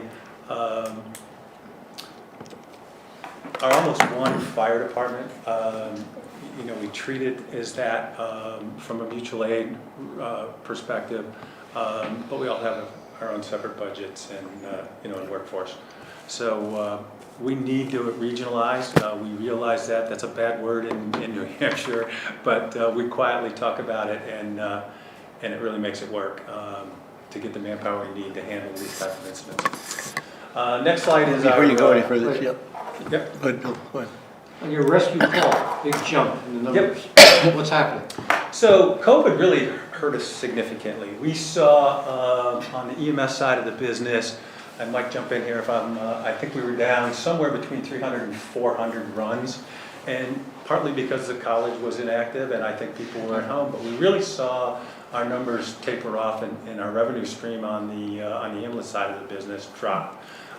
We're back up to what I would call a normal run volume and expect that to continue. Our average call line before COVID was about 2,000, so that's showing the COVID years. Good, thanks. Chief, I was going to say, I've been working on regionalization for 20 years, and the only success story we have is fire. We do it, and we do it very well, and I think we do it because we need each other, and we realize that. This fire we just had, you know, up yesterday at the college, 7th floor. You know, in most major cities, you throw 50, 60, 70 people at that, or go to a second alarm like a New York, they throw 100 people at that. We roll in with the 4 people that are signed on duty, and Mike and I, and then we rely on our mutual aid partners to come in. So we had Kane and Lyme, Norwich, Hartford, and Lebanon come in to build that. And we just do that all the time on practically every one of the unique incidences that we have up there. So we just work back and forth. Yep. Makes it work. We did do Mike, why don't you talk about the wards? Mike put that together first time in our history, I think, Mike, so go ahead. Yeah, this year we kind of, part of our recruitment and retention, trying to recognize our employees. We did a firefighter banquet, and not only we did new hires, promotions, and recognize them, we also have Firefighter of the Year, EMS Provider of the Year, Unit Citation, which is a company that did something good, and then Life Saving Awards. So often we do this, and it's like, oh, that's our job, we just do it. We're trying to recognize it, and it was for a 2-year period because we kind of did it over the COVID years, but we had, I think, 5 unit citations and 6 or 7 saves. So it's, you know, I think we forget that, so it's really giving our employees to recognize what they do. It was very successful. And if you see any of them in their classy uniforms, they wear a ribbon that distinguishes their saves or unit citations. And we're going to continue that every year. We'll do it in the fall. Great. Good, very good. Next slide, please. So some of the our highlights with regards to the budget. We used to do the good, bad, and the ugly, and I think we're kind of doing the same thing, just in a little bit different format. But if you look at the revenue side of the business right now, what we tried to do with this particular budget this year was to keep our revenue increased a little bit for a per capita fee with Lyme and Norwich, and then doing the same thing from the general fund and including the college students. So that's the increase that you see there. As most of you probably are aware, we bring tax revenue in on the fire side of the business, right? And then we transfer about 25% of our costs to the ambulance fund, right? And so our ambulance brings in, we usually net around $400,000 in revenue. So we may bill out something in the neighborhood of $750,000, but we don't receive that. So we bill an insurance company $1,000 and they give us $600, or we bill Medicaid X and we have a write-off there. So we're looking at a couple of different funding sources on the ambulance side of the business. And so that revenue comes in on per capita fee and what we generate from insurance revenue, and then the other part of it is it's supplemented by the fire fund. So we were trying to increase our expenses there and basically our revenue on that side. But from an expense side, on the appropriation side of the business, we really tried to run it pretty flat. We don't see anything significant on the capital side of the business, and we have no major purchases on the ambulance budget. The nice thing is our big purchases from a CIP perspective we run our ambulances 10 years. We get them both for about 10 years, and we're not due for 2 more ambulances for about 7 years. So we're in really good shape on that side. Can I ask a question? Yeah. When you say you net 400,000 to 600,000 in ambulance, to me that sounds like you're making money on people coming in an ambulance. I don't understand what you're saying.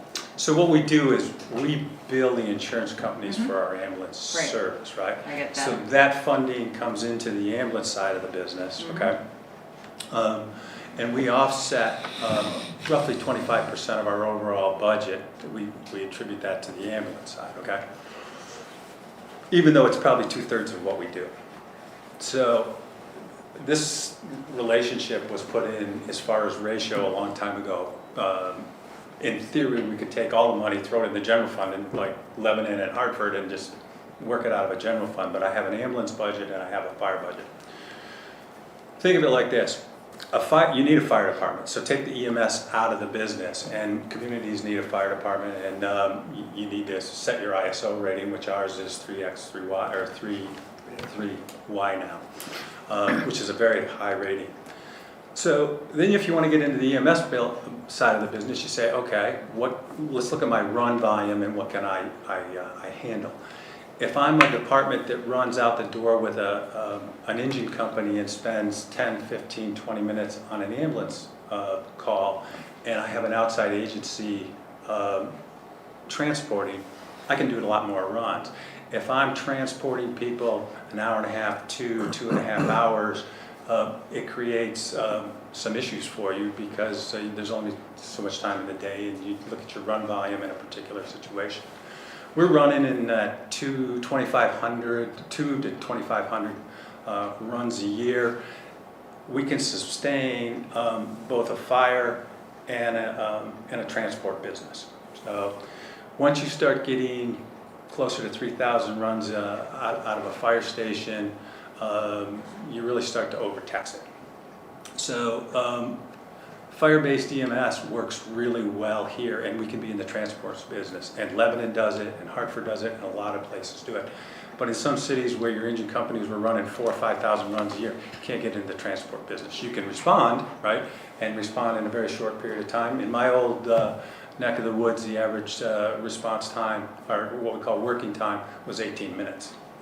Doesn't work, would never work here or work there for those guys to be in a transport business. They'd have to hire a lot of people. So it gives us an opportunity to grab some revenue from the insurance companies to help support the budget, other than just doing it with tax revenue. If that makes sense. Yeah, And a lot of people. Not really, but I get it. Okay. So the other issue that we wanted to bring up was from a problematic situation is supply chain. So I had a slide, I don't think it's in here, but if you remember several years ago, I put a slide up and we talked about the number of apparatus, large apparatus that we had. So we have a ladder truck that when that's replaced in about 7 or 8 years is going to come in at about 2.4 million. We had a combination of engines and tankers all coming in right now with about $1 million price tag a piece. So we had 6 of those that were in the budget, and we reduced that drastically.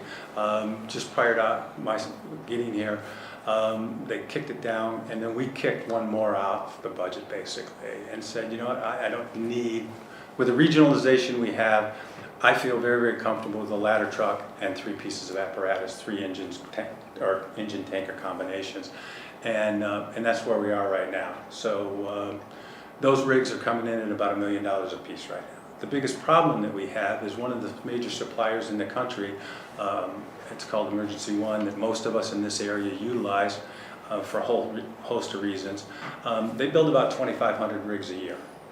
They currently have 4,500 orders. They are 2.5 years behind, and we're seeing a cost increase running about 7.5% a year. So $1 million, a $1 million apparatus is going to cost you $75,000 each year. The next piece of apparatus is due in FY26, so potentially we could have 3 price increases are roughly in the neighborhood of $225,000. E1 realizing the supply chain issue and the ability, they don't want to lose business. And so they have a policy right now that if you sign a contract with them, they'll lock in today's price and build your truck in 2.5 years. So there's a potential, and we'll chat about this, I think, later at CIP, but we wanted to bring that up. So that's one of the big ticket items in the future that we're looking at, and potentially have the ability to save a significant amount of money. And whether we want to go bond it or work something out, that's kind of the number one issue that we're looking at right now as far as Well, the we big bad discussed number. this at a recent meeting, and we supported the idea of purchasing, pre-purchasing, and I don't think does that impact, maybe that's for CIP discussion, but does that impact the 24 budget? We have to figure out what we need to put to get the commitment, if there's a down payment required. It's going to depend a little bit if it's self-funded or if it's bonded. So there's a few questions to work out there, and also what emergency one needs, if they need a deposit or not from us. We have to work that out before town meeting. Yes, before March 20th. And before March 20th. Yeah. Okay. Yep. And then we're still trying to see when the next price increase was going to come from E1. So they're going to lock a price down for us. It's in their engineering right now. We had a committee that put together a package, and they'll give us what they think they can build it for, and I'll have a solid number here going forward pretty soon. I mean, I think we pretty much made the decision to do it. Now we got to figure out the mechanics of doing it. Right. So, okay. So that being said, a couple of things that are kind of interesting. We, like everybody else, are finally experiencing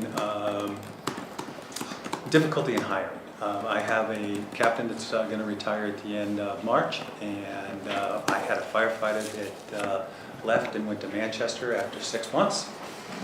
And so we didn't have time to take this out of the slideshow, but I'm very pleased. I got a big smile. Boss gave us a thumbs up. We rescinded his resignation letter and rehired, and for a host of reasons. But he came back, and that was a big win for us. You spend a lot of time and effort putting it to getting somebody trained, and a super nice kid. Manchester had been trying to grab him about a year ago, and anyways, he came, just about 6 months. Yeah, about 6 months ago we hired him, and then tried to poach him, for lack of a better term, offered him, and they're hurting. Years ago, you couldn't get into that fire department. If you were a young firefighter, you wanted to get in the Manchester Fire Department, they just had all the people in the world they needed, and they're feeling it. So if they're feeling it, that just kind of, you can get a sense what the rest of the departments are doing right now.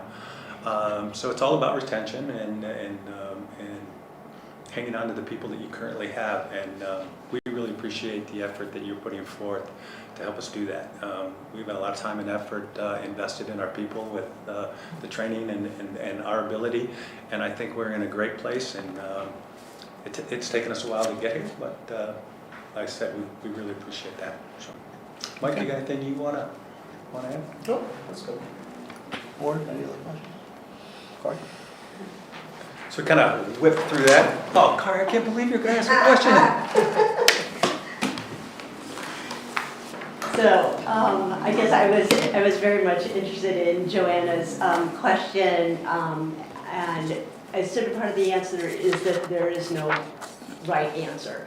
It is hard to know what is the appropriate amount to charge to ambulance from fire, and right now we've settled on that it's about 25% of the staff, but in the mid-2000s, like 2005, we thought the answer was 3 out of 16, and then we went up to 3.5 out of 16, then we went to 4, and it's been that way for, I don't know, 10, 15 years, so somehow I guess that the 25% charge over has just resonated with our neighboring communities as being the right number.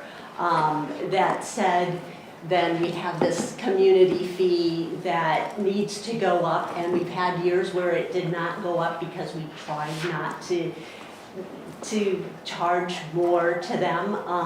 But I think that then sometimes we didn't put enough into capital reserve for ambulance. One of the places that that budget is going up this year is in the contribution to capital reserve to prepare for those ambulances that are coming down the road. And so one of the things is looking at, well, what is the fair share between Hanover, Lyme, and Norwich to pay for, you know, everything, because the insurance payments don't really support the whole program, however you define it. So one of the things would be, you know, looking at the Hanover population, it's like, oh, we haven't included the undergraduates. But without having known how the formula came up, you know, when you think about Dartmouth undergraduate, they're here for 2 or 3 terms. Each term is 10 weeks. So they really aren't a full year time resident, you know, like me, you know, or like you. They also, the likelihood of, so we have the same per capita for us, for Lyme, for Norwich, but we know that on average a Hanover run is going to take less time than, I'm sure there might be somebody out on the other side of Moose Mountain one day, but on average our runs take less time, and yet we pay the same per capita as places that are more far-flung. So my guess is that in recognition of the fact that students aren't here 52 weeks out of the year, and out of the fact that our runs are less resource intensive than for our neighbors, that they were set aside and not included. So before we add $170,000 to our budget to raise our per capita fee, I really think that we need to think very carefully about that. Currently, Hanover, I think our share of the community fees is about 60%. If we added the students, it would go up to about 70%. And I don't, you know, I don't know that that's really the right share for us to be paying, or if we should share. Can I break in a little bit? Yes. Alex, I was questioning this the other day as well. Correct me if I'm wrong, but the change here in terms of the per capita of the students was not going to change how much we raised from the 3 towns per se. My understanding of the way that it's calculated, and I could be wrong here too, because I'm learning all this, is that it would change the ratio, but it wouldn't change the amounts. So if the other communities paid the same of what they do plus 5%, which is what's proposed here, but then Hanover began contributing more to account for the undergraduate student population, if you're not adding that same percentage to each of the other towns, the ratio would change, but it doesn't, there's not a set ceiling of how much needs to be raised as far as I understand it, and that by then adding 50,000 in, you're subtracting 50,000 out from the other towns. They'd still pay the same amount plus 5%, plus the amount that that we're talking about Hanover potentially contributing beyond what it does. So it doesn't reduce anybody else's. It's my understanding that the sharing formula between the 3 towns, I guess, is set by contract. There's a contract that dictates how we do that sharing. Correct? It's based by population and a set amount, and everybody in the Upper Valley does the same thing. So Lebanon, anybody that contracts does basically the same kind of concept. They set a rate per thousand, and for instance, Upper Valley ambulance that contracts with 9 different communities, they use the same formula, X number of dollars per population. Okay. The only thing that we did historically in Hanover was take the student population out. But remember, the college is one of our biggest users of service. The other thing, if you just take that all out of the play and just say, I have to pay for salaries. Whether you have a fire or you don't have a fire, I still have to buy equipment, whether I have a tax rate for the backside of the mountain or Etna or here in town, I still have that basic fundamental is I have to pay for my staff. So the two biggest drivers are equipment and personnel. And in most larger fire departments, you're spending 90-95% of your funds on people. In our situation, it's a little bit less on people, but because we have more equipment. So that's really the driver, okay? And we need to have an equitable way of funding that. All we're trying to do is say, do we want to pass a little bit more around? In other words, do we want to kind of share the load and use that formula of a price basically per person? Almost the same way that we, in the school district, we're taxing people, not whether you use the school or not, but by your property tax, right? So you have a house, and I don't want to get into the whole concept, but at some point in time, I've got to fund my organization, right? And I've got to fund it either with tax dollars, revenue, and if we sub our services out, are we doing it in a fair and equitable manner?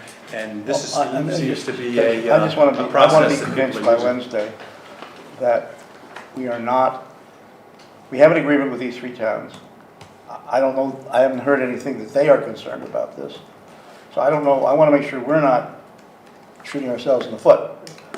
And I'm not convinced yet, because I don't think I understand it quite well enough yet.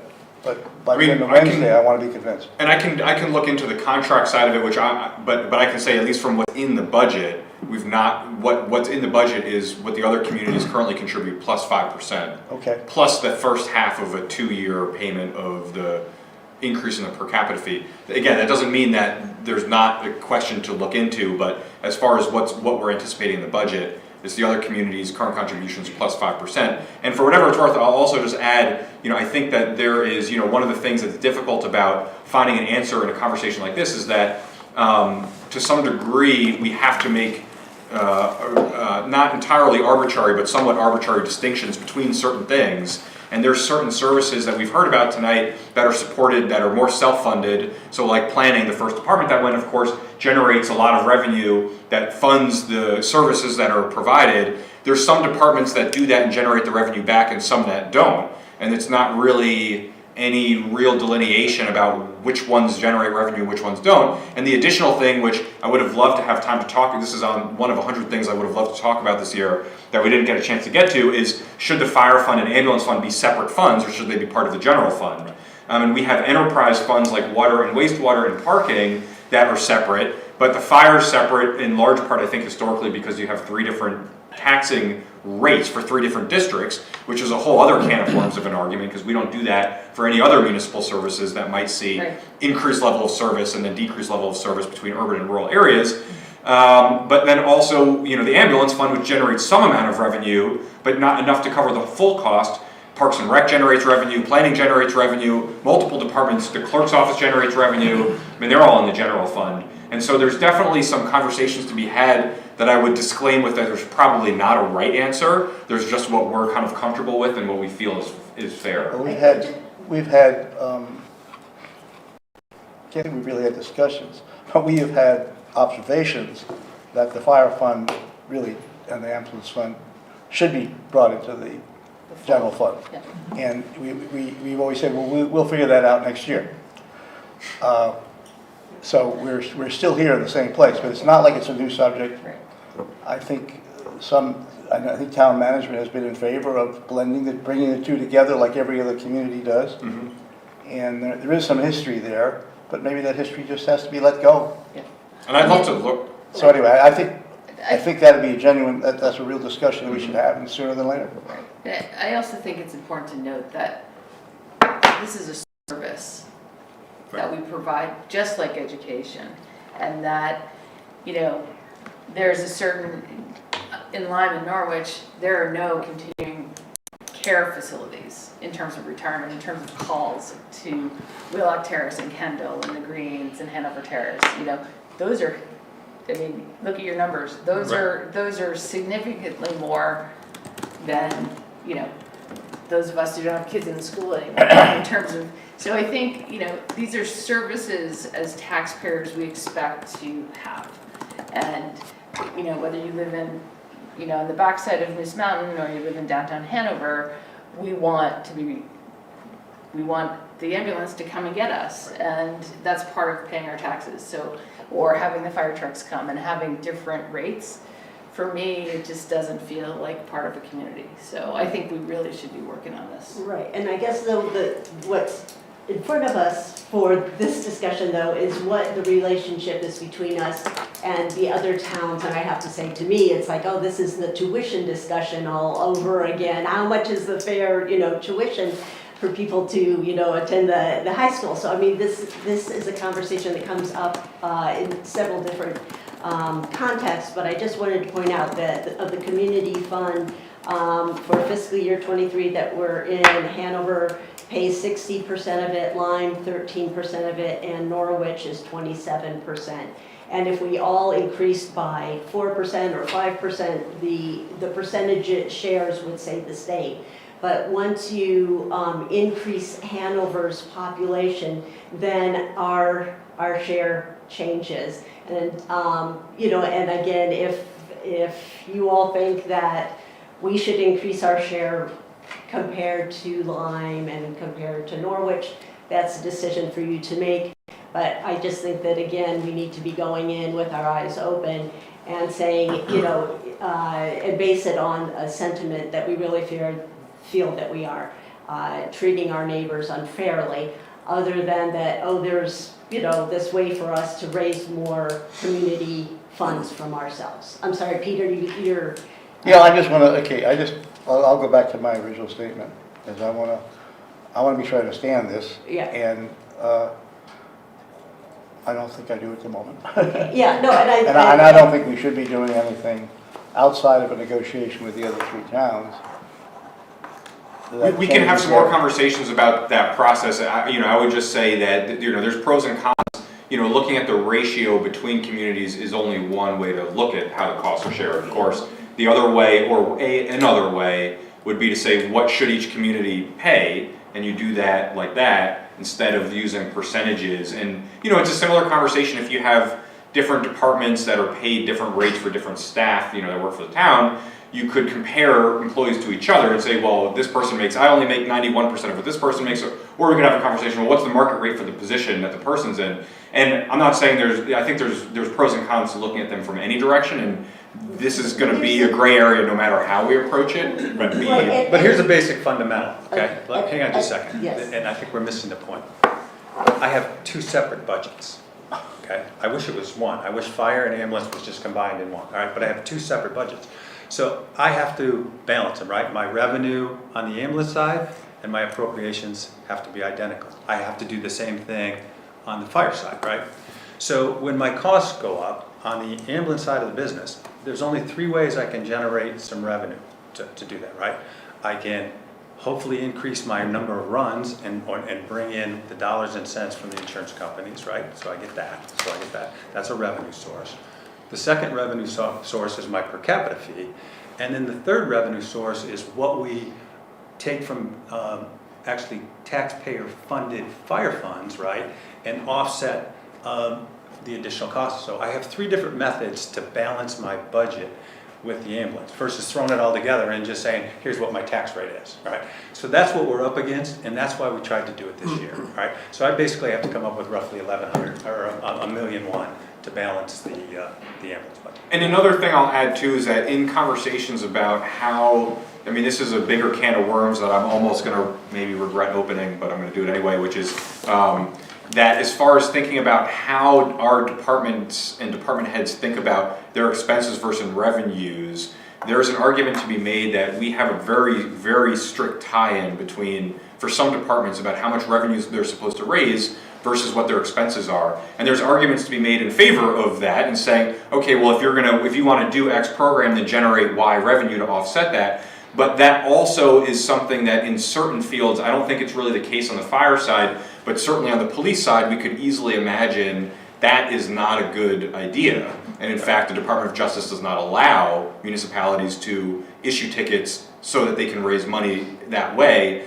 And so I think that there are, one of the things that I might throw into the sort of conversation as we talk about, as we get into probably next year's budget process, is how closely do we want those things tied into each other? And right now, with having, for example, fire and ambulance in a separate fund, as Marty's just said, I mean, they're completely linked at the hip to each other. You can't separate them at all. Whereas if fire and ambulance were in the general fund, then we can basically say to the fire department, provide the best fire and EMS services you can provide, and don't worry about the rest. We'll figure out how all the money works. And so I would throw that out there, that there's sort of different philosophies there, and we've there are some challenging situations that certain departments are in with how their revenues and expenses have to be linked. And I would just say this is one of them. Okay, so I would just add, I view moving money from fire to ambulance or ambulance to fire is taking it from one pocket and putting it in the other. So I don't, it's just moving it from one pocket to the other. It all gets buried, eventually gets buried in the fire rate, right?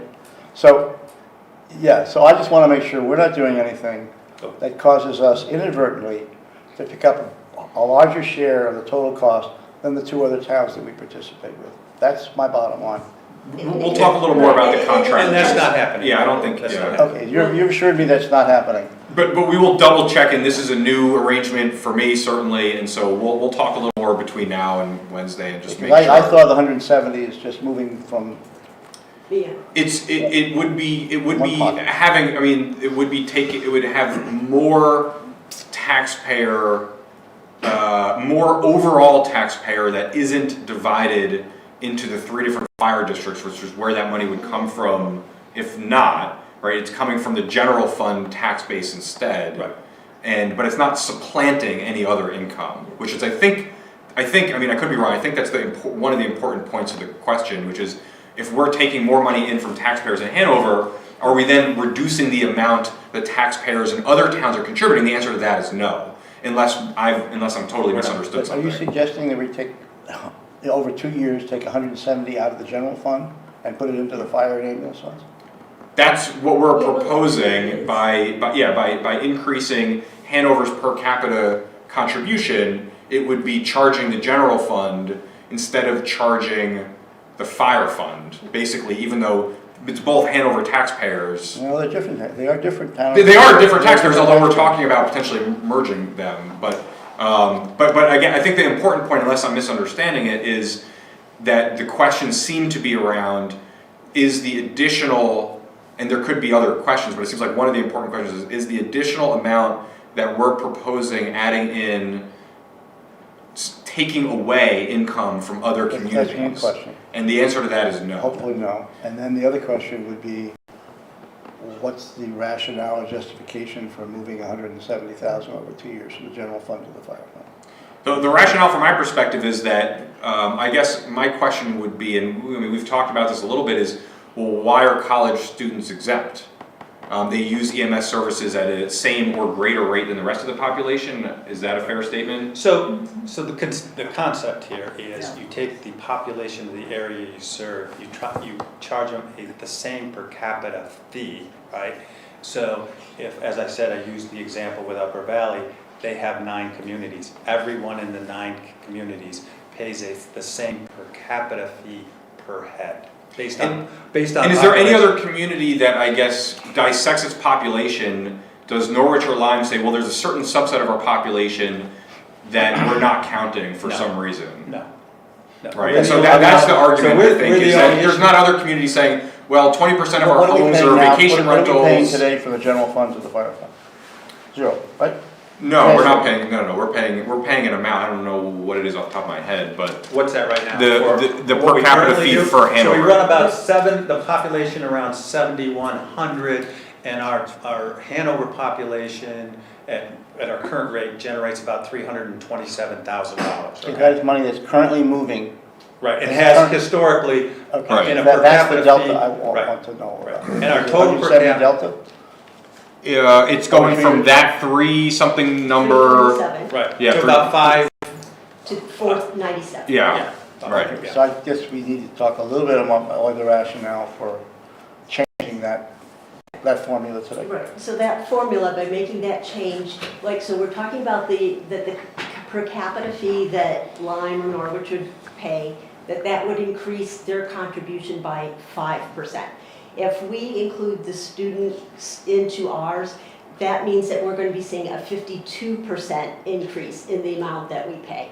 So, I mean, I do encourage you to, to look at it very, closely, and I think that because we have to figure this out by March 20th, we just need to have the one issue on the table, not all the other issues on the table. I would also just say in terms of our hosting the program, so to speak, and that we're paying the same per capita fee, but we are in fact taking on long-term risks in terms of that are not passed on to our neighbors in terms of other employment, post-employment benefits, in terms of the New Hampshire retirement system, that if somehow these employees cause a payment that needs to be made to the state down the road, we know that we're not going to go back to Norwich or to Lyme and say, well, remember back in 2020 when we, this is something else that we're doing, and why I think that if we don't include the students in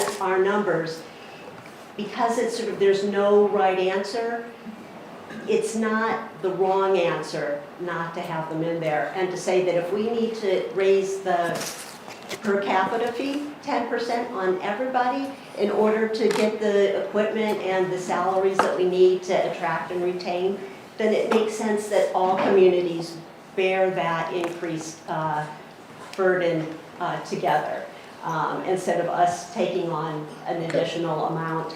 I would just also say that because that number has not been updated, how much is going to be sent to the ambulance from the fire fund, that until we have that number, we don't know how much we need to raise everything by.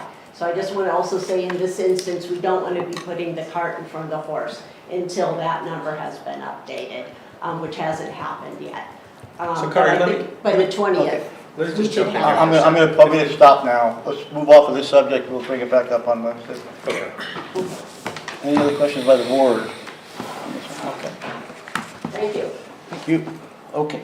Anything more for fire? I'll shut up. Thank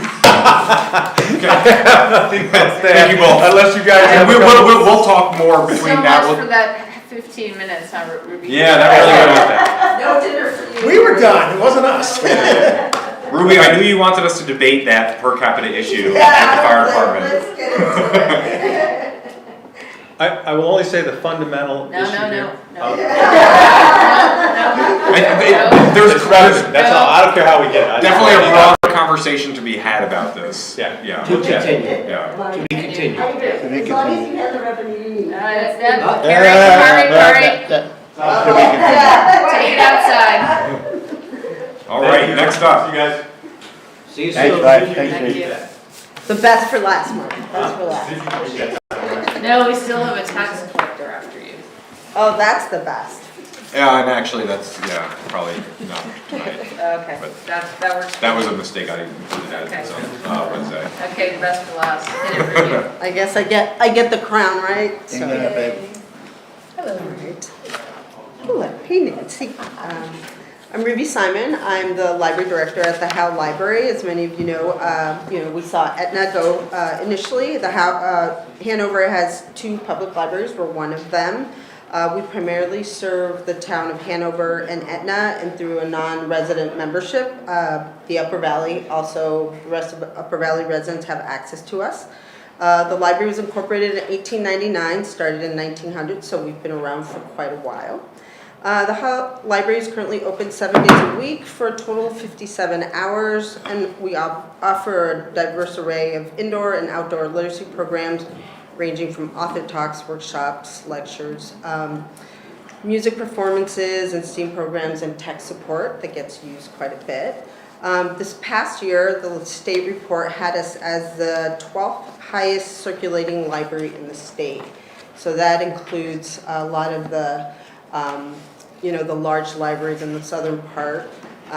It was interesting looking at the numbers after COVID. I think talking to other colleagues and other library directors, I think we all saw probably a drop of about 20% in our circulation.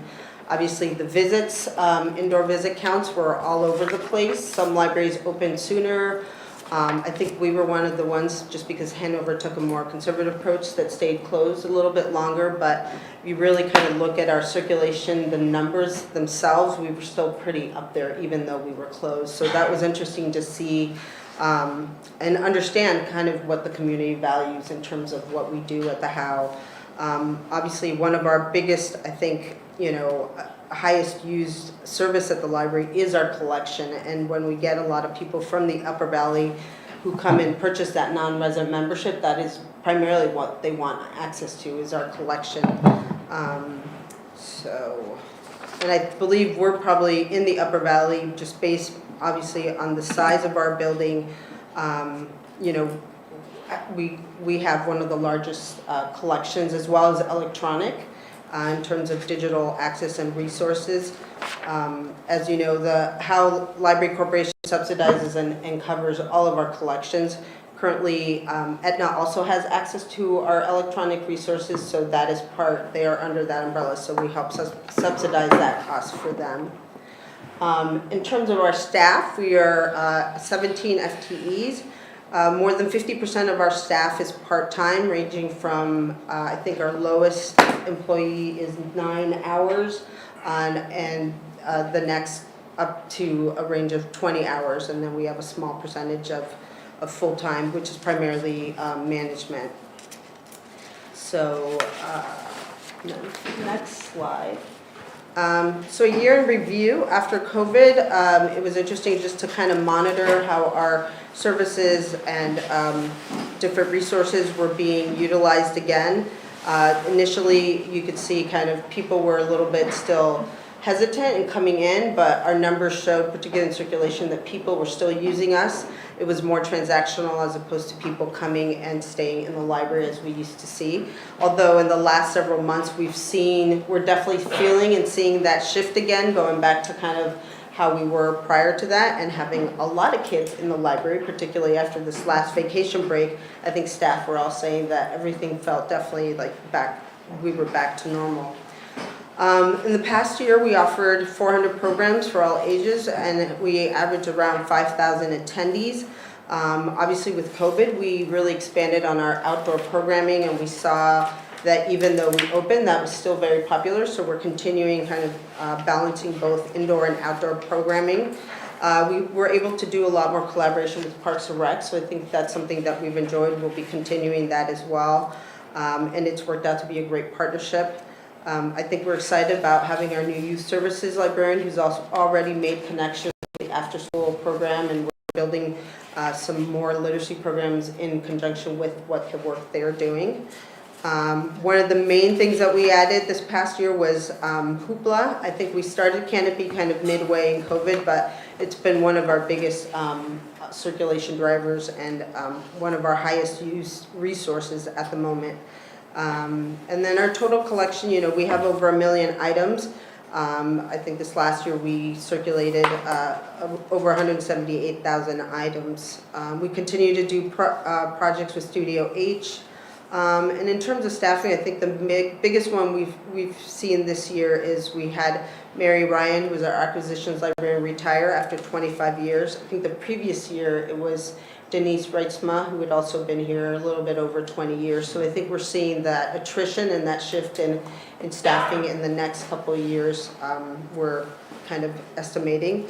And obviously, the hiring of a new children's librarian has been one of our highlights this year. She's hitting the ground running and has already made a lot of connections with parents and the schools as well.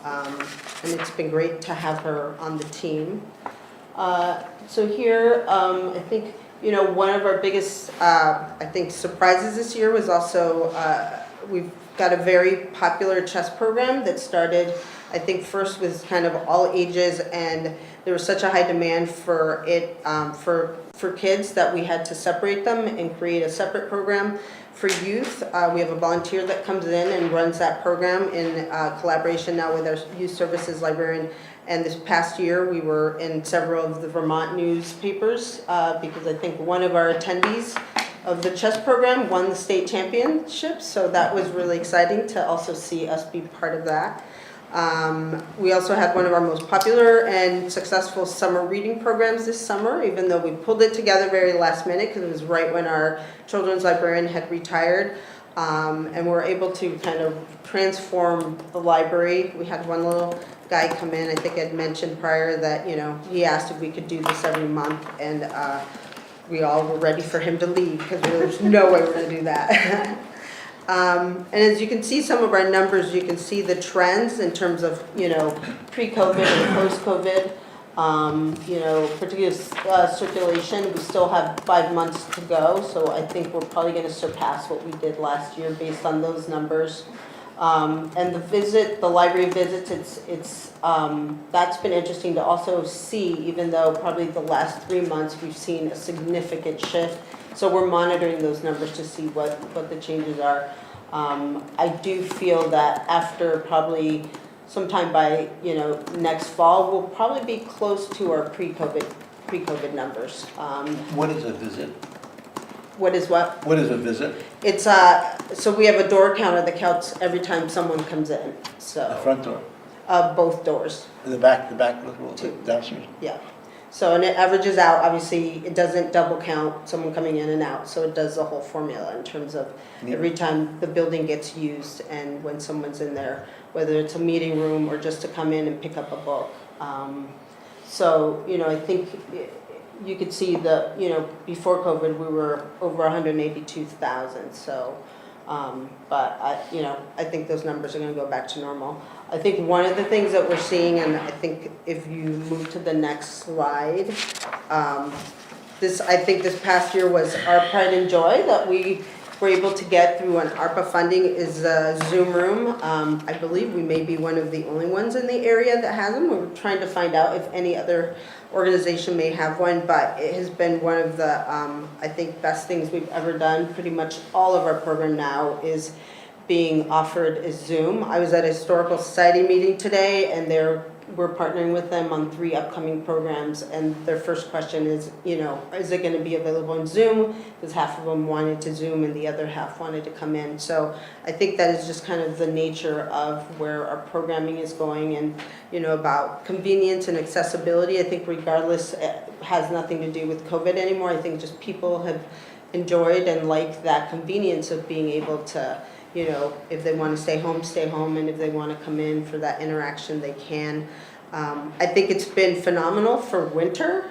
I think one of our biggest challenges and concerns every winter was, you know, you pay for someone to come in and speak and not know if someone's going to be able to come, or cancel the whole program just because of winter challenges. And now this has given us the opportunity to, like, I think we've canceled almost any programs unless we've had a speaker that's, you know, not feeling well. But that's been a huge shift, knowing that we haven't had to disrupt many of our presentations or programs, and the Zoom room has made a drastic shift in that. I think one of the things we've just started doing this month is building the training offerings for that, so we can offer it to our local organizations, nonprofits. I think Rob Hausman just came in for his own private training because he's excited to be able to use this for some of his meetings as well. So we're obviously opening it up to other departments, town departments, which was our priority in when we applied for the grant, and obviously being able to serve any of our local organizations and nonprofits to be able to have access to that. And staff is, you know, available to train them to be able to use this technology. I think it was in the first round of the ARPA grant, we were able to get the Zoom owls, and I think those would be great. And we circulate one out for the public who want to use it, and we keep one in-house, and those are great for the smaller conferences and meetings. But I think the Zoom room really allows for larger groups to be able to give, you know, a larger scale program. And I think, yep. Next slide. This was a wish list that probably is being taken out, and yeah, I think, you know, obviously depending where we are in the budget this year, one of the things we're looking at is security cameras for our 3 meeting rooms. We have now, you know, pretty expansive technology in there, so those are one of our concerns, and probably we do have a blind spot in the back outside. We've been seeing a mix of different things, so Those were one of the things that we were looking for. And then, an additional, if possible, for professional development, as we bring in new staff, we want to make sure they're up, keep up with any of current trends in terms of public library services and ways that we can improve and expand what we do. And then the Howe Library Corporation does support most of all library furnishings that are offering for the public, but for staff, operational personnel needs, usually we go through the town. So we were looking to request for some ergonomic desks for our reference staff that all work in a shared room, and are currently, I think, using different makeshift desks. As Alex has learned to see how our furniture, I think, what's it called, scavenging happens in the town. So these are one of the things that I think we were looking at. But that is a wish list. And then I think our goals for the upcoming year, obviously with our new youth services, is definitely expanding on our different programming and partnerships and literacy development. She's already come in, and her and one of our other staff is working on a grant to be able to try to bring the taiko drummers back out into town. I think they were really popular last year, so and it was great because taiko drummers reached out to us to be able to partner and do this grant, so we're excited about that. I think our next step, which we've been holding off for a while, as we remember during COVID, our teen services librarian position was frozen, and then at some point we were just waiting to get a youth services librarian to be able to help us hire for that position. So I think that is one of the service areas that we've probably had the most gaps in the last several years, and it is definitely something that's in high demand. We constantly get parents and teens come in and ask for specific programs, and I think it's just the bandwidth of the staff to be able to keep up with that. And it's such a specific service that it'll be exciting to get that teen librarian in place for that. And that's been in the budget, so there's nothing new that we're asking in terms of salary or staff. Our new website was launched, I think this last couple of weeks, maybe 3 or 4 weeks ago, so we're really excited about that. That was something that was also purchased through the Howe Library Corporation. We started a new author series. It's called Check This Out, where we're able to bring in authors via Zoom hybrid from all over the world to be able to kind of, get to hear diverse voices from other places. So, and that's also being, subsidized and paid for through the Howe Library Corporation. We just got a donation from the Dorothy Byrne Foundation, so we're really excited to be able to move forward. We did a pilot of it in the fall, so we're excited about the spring and the upcoming fall. And our strategic plan expires this year, and so that's something that the corporation staff is starting to look into in moving forward and kind of restarting that process. So. And I think that's where we are at the Howe. So, yes, 2 questions if I may. Sure. The one, Ruby, you talked about your staff and how many are part-time and so forth. How many hours a week does an individual have to work at the Howe in order to qualify for benefits? Because I know that our staff is, they're considered town employees. Is that above 20 hours a week, or what is Yeah, that? it's 20 and above. 20 and above. So more than 50% of our staff is under the 20 hours. And so they have to get benefits, some other family members or something like that. Yeah. And then one of my other questions was, you said you thought that probably that request for installation of security cameras will be one of the things that is on a wish list below the line. But I did want to emphasize the fact that the library has not had any live security issues involving any individual's health or welfare that have caused you to ask for those security cameras this year. No, I mean, we are seeing some activity out back in the library, some vandalism and some other things that I think goes in waves, but I think the primary more concern is just because of the quality and the cost or the value of our technology that is now in our meeting rooms. I think that's where, and there are times that we have to constantly have staff go down there and just kind of monitor if there are programs.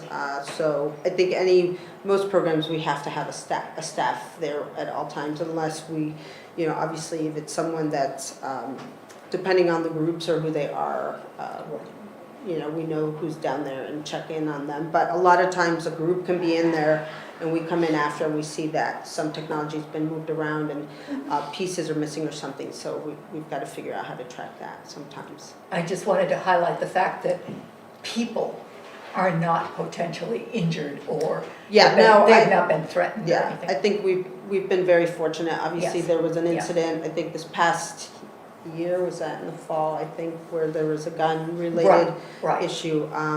But I think it's the nature of public libraries, regardless this community or others. And I think we have a lot of different pieces in place that help kind of address some of those issues.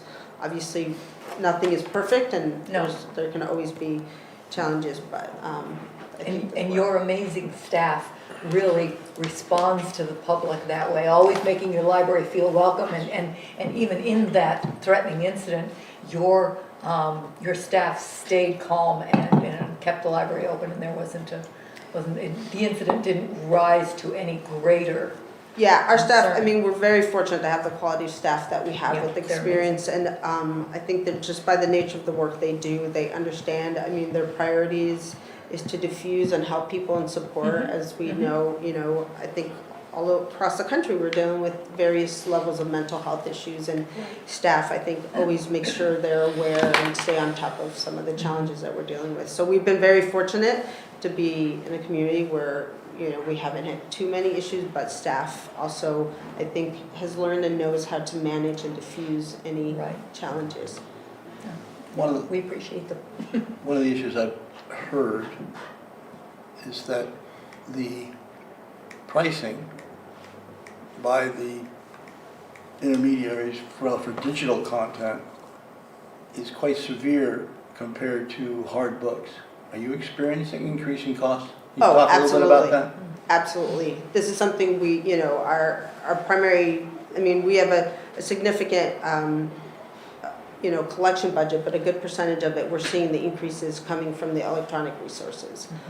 It's just, I think, the nature of that particular economy of electronic resources. They're able to, spike the prices and they own the copyrights of that. So, and it's the platform as well. We're always trying to find vendors or ways to be able to kind of negotiate some of the costs, but there's not a lot of vendors. There's, I think, maybe 3 or 4 out there that pretty much control that whole industry. Is that paid for by the Howe Corporation as a part of Yes. So the Howe Corporation pays for the collection 100%. I think that was a change that happened 2 or 3 years ago. The town did pay for a portion of it, and through the MOU negotiate, I think, service agreement with, I think it was the year or 2 before Julia left, there was a discussion to have the Howe Corporation take over the full collection. So that changed the economic model is being, they have to deal with that. They're dealing with that somehow.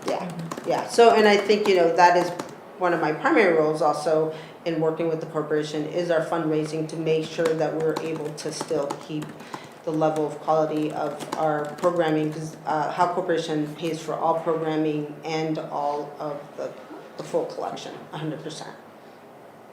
Other questions? To go to the spring soiree. Yeah, so all of you need to go to the spring soiree, so. No questions for me.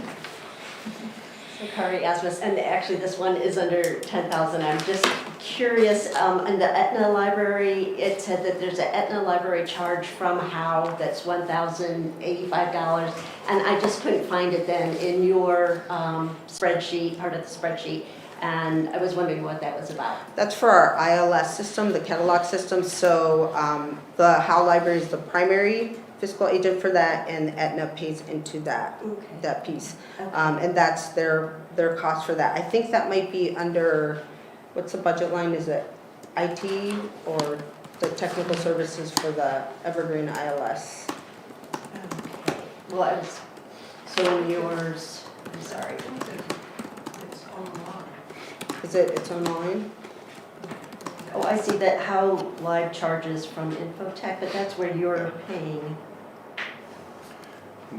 What's the question? So in the Etna Library budget, there's the Etna Library charges from Howe, and it has to do with the ILS, and I was just wondering then where I found that, where I would find that as revenue in the Howe Library budget spreadsheet. And I was, now that you said, Yeah, I think it's under the technical services line. It's not seen as a revenue. no, but I did see it as a negative number, and so I was just wondering then, is that embedded in then, because then you have Howe Library charges from Infotech. So do you then send it over to, so you collect it and then you send it To the town, to yeah. the town, or to another Or part to of the the town? yeah. Okay, all right, great, thank you. More ins and outs. Yeah, indeed. All right, so any other questions? No. Thank you. Thank you. Thank you. Thank you. Okay, so I think we're at the end of our budget discussions for tonight. We are, yeah, I have mistakenly included tax collector here, although Ellen and I are gonna do that, on Wednesday. Okay, good. And so we have an agenda item before we wrap up, which is just to go through all the comments and just make sure we've got them all. We If you want us we to- have some people join us in the meeting. Did anybody explain to you what happened? If you're attending a meeting that starts at 7:30, but we actually started at 5? Is that what happened?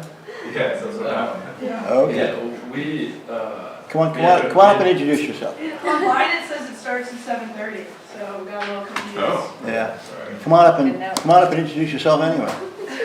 Sure. We can do other business. Other business. You are other business. We just, We have a microphone. Come on up. Because you're on TV. Come on up. oh, sorry. My name is Joseph Chambers. We're just in a government class at Dartmouth, and part of one of the activities that we have to do is attend a political activity. So something like a town meeting or something like this. So and we just have to like attend the meeting and then write a response about like what we. Okay, we'll be You starting guys in- totally scored because we started at 5, so you just. But we did have pizza at 5, so you did miss that, so. You guys Yeah. got the best part, you got the Howe Library, so. Bye, Ruby. If you're glutton for punishments, we're starting again at 5 tomorrow. And the next day, we're starting at 5 for 3 days in This a is, row. it's our budget season, so we're preparing the town budget for vote in May. And so because it takes longer than our regular 2 or 3 hour meetings. Once a week, once Once every a other week, once every or other week. twice a month. Where So we meet do Monday, 3 Tuesday, budget Wednesday. hearings, and then we convene after a week or so to finalize the budget. So tonight was night 1. You're welcome back tomorrow night, or Wednesday night, or March 8th, or all the above. Sounds good. Thank you very Sounds much. good, right? Yeah, it's a lot of fun But meeting. good, sorry we didn't amend the. Yeah, if you send me where you found it, yeah, because I'd love to Oh, fix it. It's hard to I just don't navigate want- that website. Yeah, well, that's true. Not the best website. We're working on that. Thank you guys very much. Come Thank down, you, thank you. come to town. I think tomorrow we've got Boloco, it's even better than pizza. At 5. If you guys Five. don't mind, yeah, we have a little, our Selfie. professor required that we take a picture to prove that we attended. All right, please do. We'll take your. Do it. You guys can come up. That's true, you are literally on TV right now, But it's CATV. so it's on YouTube, it's on the TV, the YouTubes, yeah. Yeah, so that's the feedback there, so. Put Kari to work. So you can go to Jam TV or CTV. Kari, take a picture. You guys come up here. You guys. We're doing it. You go. Thank you for having us. Who is your government professor? All right. Mia Costa. Oh, excellent. Yes. Okay. Okay, well, There you go. Totally scored on that. Thank you very much. Perfect timing, you guys. Perfect. See you tomorrow. See you tomorrow. Thank you. See you tomorrow, the next day, and the next day. No, not the 8th. Nothing's 8th. March 6th. Okay, Oh, yeah, no. all right, so Okay. you want to wrap up? Yeah, could we run through our, Yes. yeah. please. Okay, so going back to the beginning of the night, there was a question, planning and zoning related, about how we predict future revenues, and we talked a little bit about how that came from the Hopkins Center for the most part, a little bit about projects on the horizon. We'll fill out that. I'm not answering the questions tonight, just make sure we've got the questions. The next one was related to that, which was that is there grant revenue in the future from the state to help with housing issues in Hanover? The next couple were about the planning and zoning staffing budget lines. I think we answered several of them, but we wanted to double check and make sure that we showed, which we will for all departments in an update maybe this week, which is a year-over-year S&W salary and wage increase for the department, just so you can see last year and this year right next to each other. The next was a question about credit card fees, and that we're looking into the parent increase from 12 to 15 or 2 to 15,000. Question about consulting fees. A question about the current use fees going to the Conservation Commission, making sure we've got numbers from the prior year correct, and can we use real numbers rather than use a placeholder number in this year because we're going back a year. Another, which is to check, this was an IT, but also applies to every department, which is to check the flex plan amounts that are under each of the S&W lines, and just double check each of those and make sure, excuse me, all that pizza, make sure that that's all correct. I think we had a question that came up before, and maybe also tonight too, which was, there was, these are a couple different questions about trust fund revenues related to the Etna Library, which we did update the Etna Library revenues. That spreadsheet hasn't been updated yet on the website, but we do have a new version which we'll update in the next couple days. There was also a question about the additional hours at the Etna Library and whether that was a totally new program or whether that was connected in part to prior funding from the Brissett Fund. The next was moving to assessing. There was a question about whether we needed additional staff for the next reeval. Should we be reserving for that ahead of time?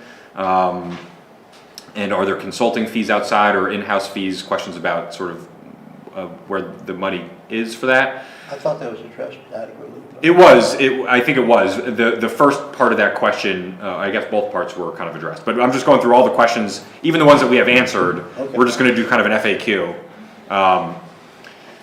of all the questions. And then the next one, which I will not attempt to exactly pull apart right now, but they were related to the per capita fees in the fire and ambulance funds.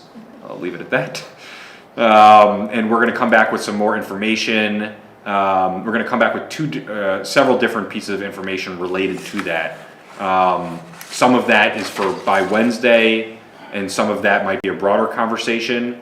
There's also there was a question about the fire apparatus and bonding versus self-funding.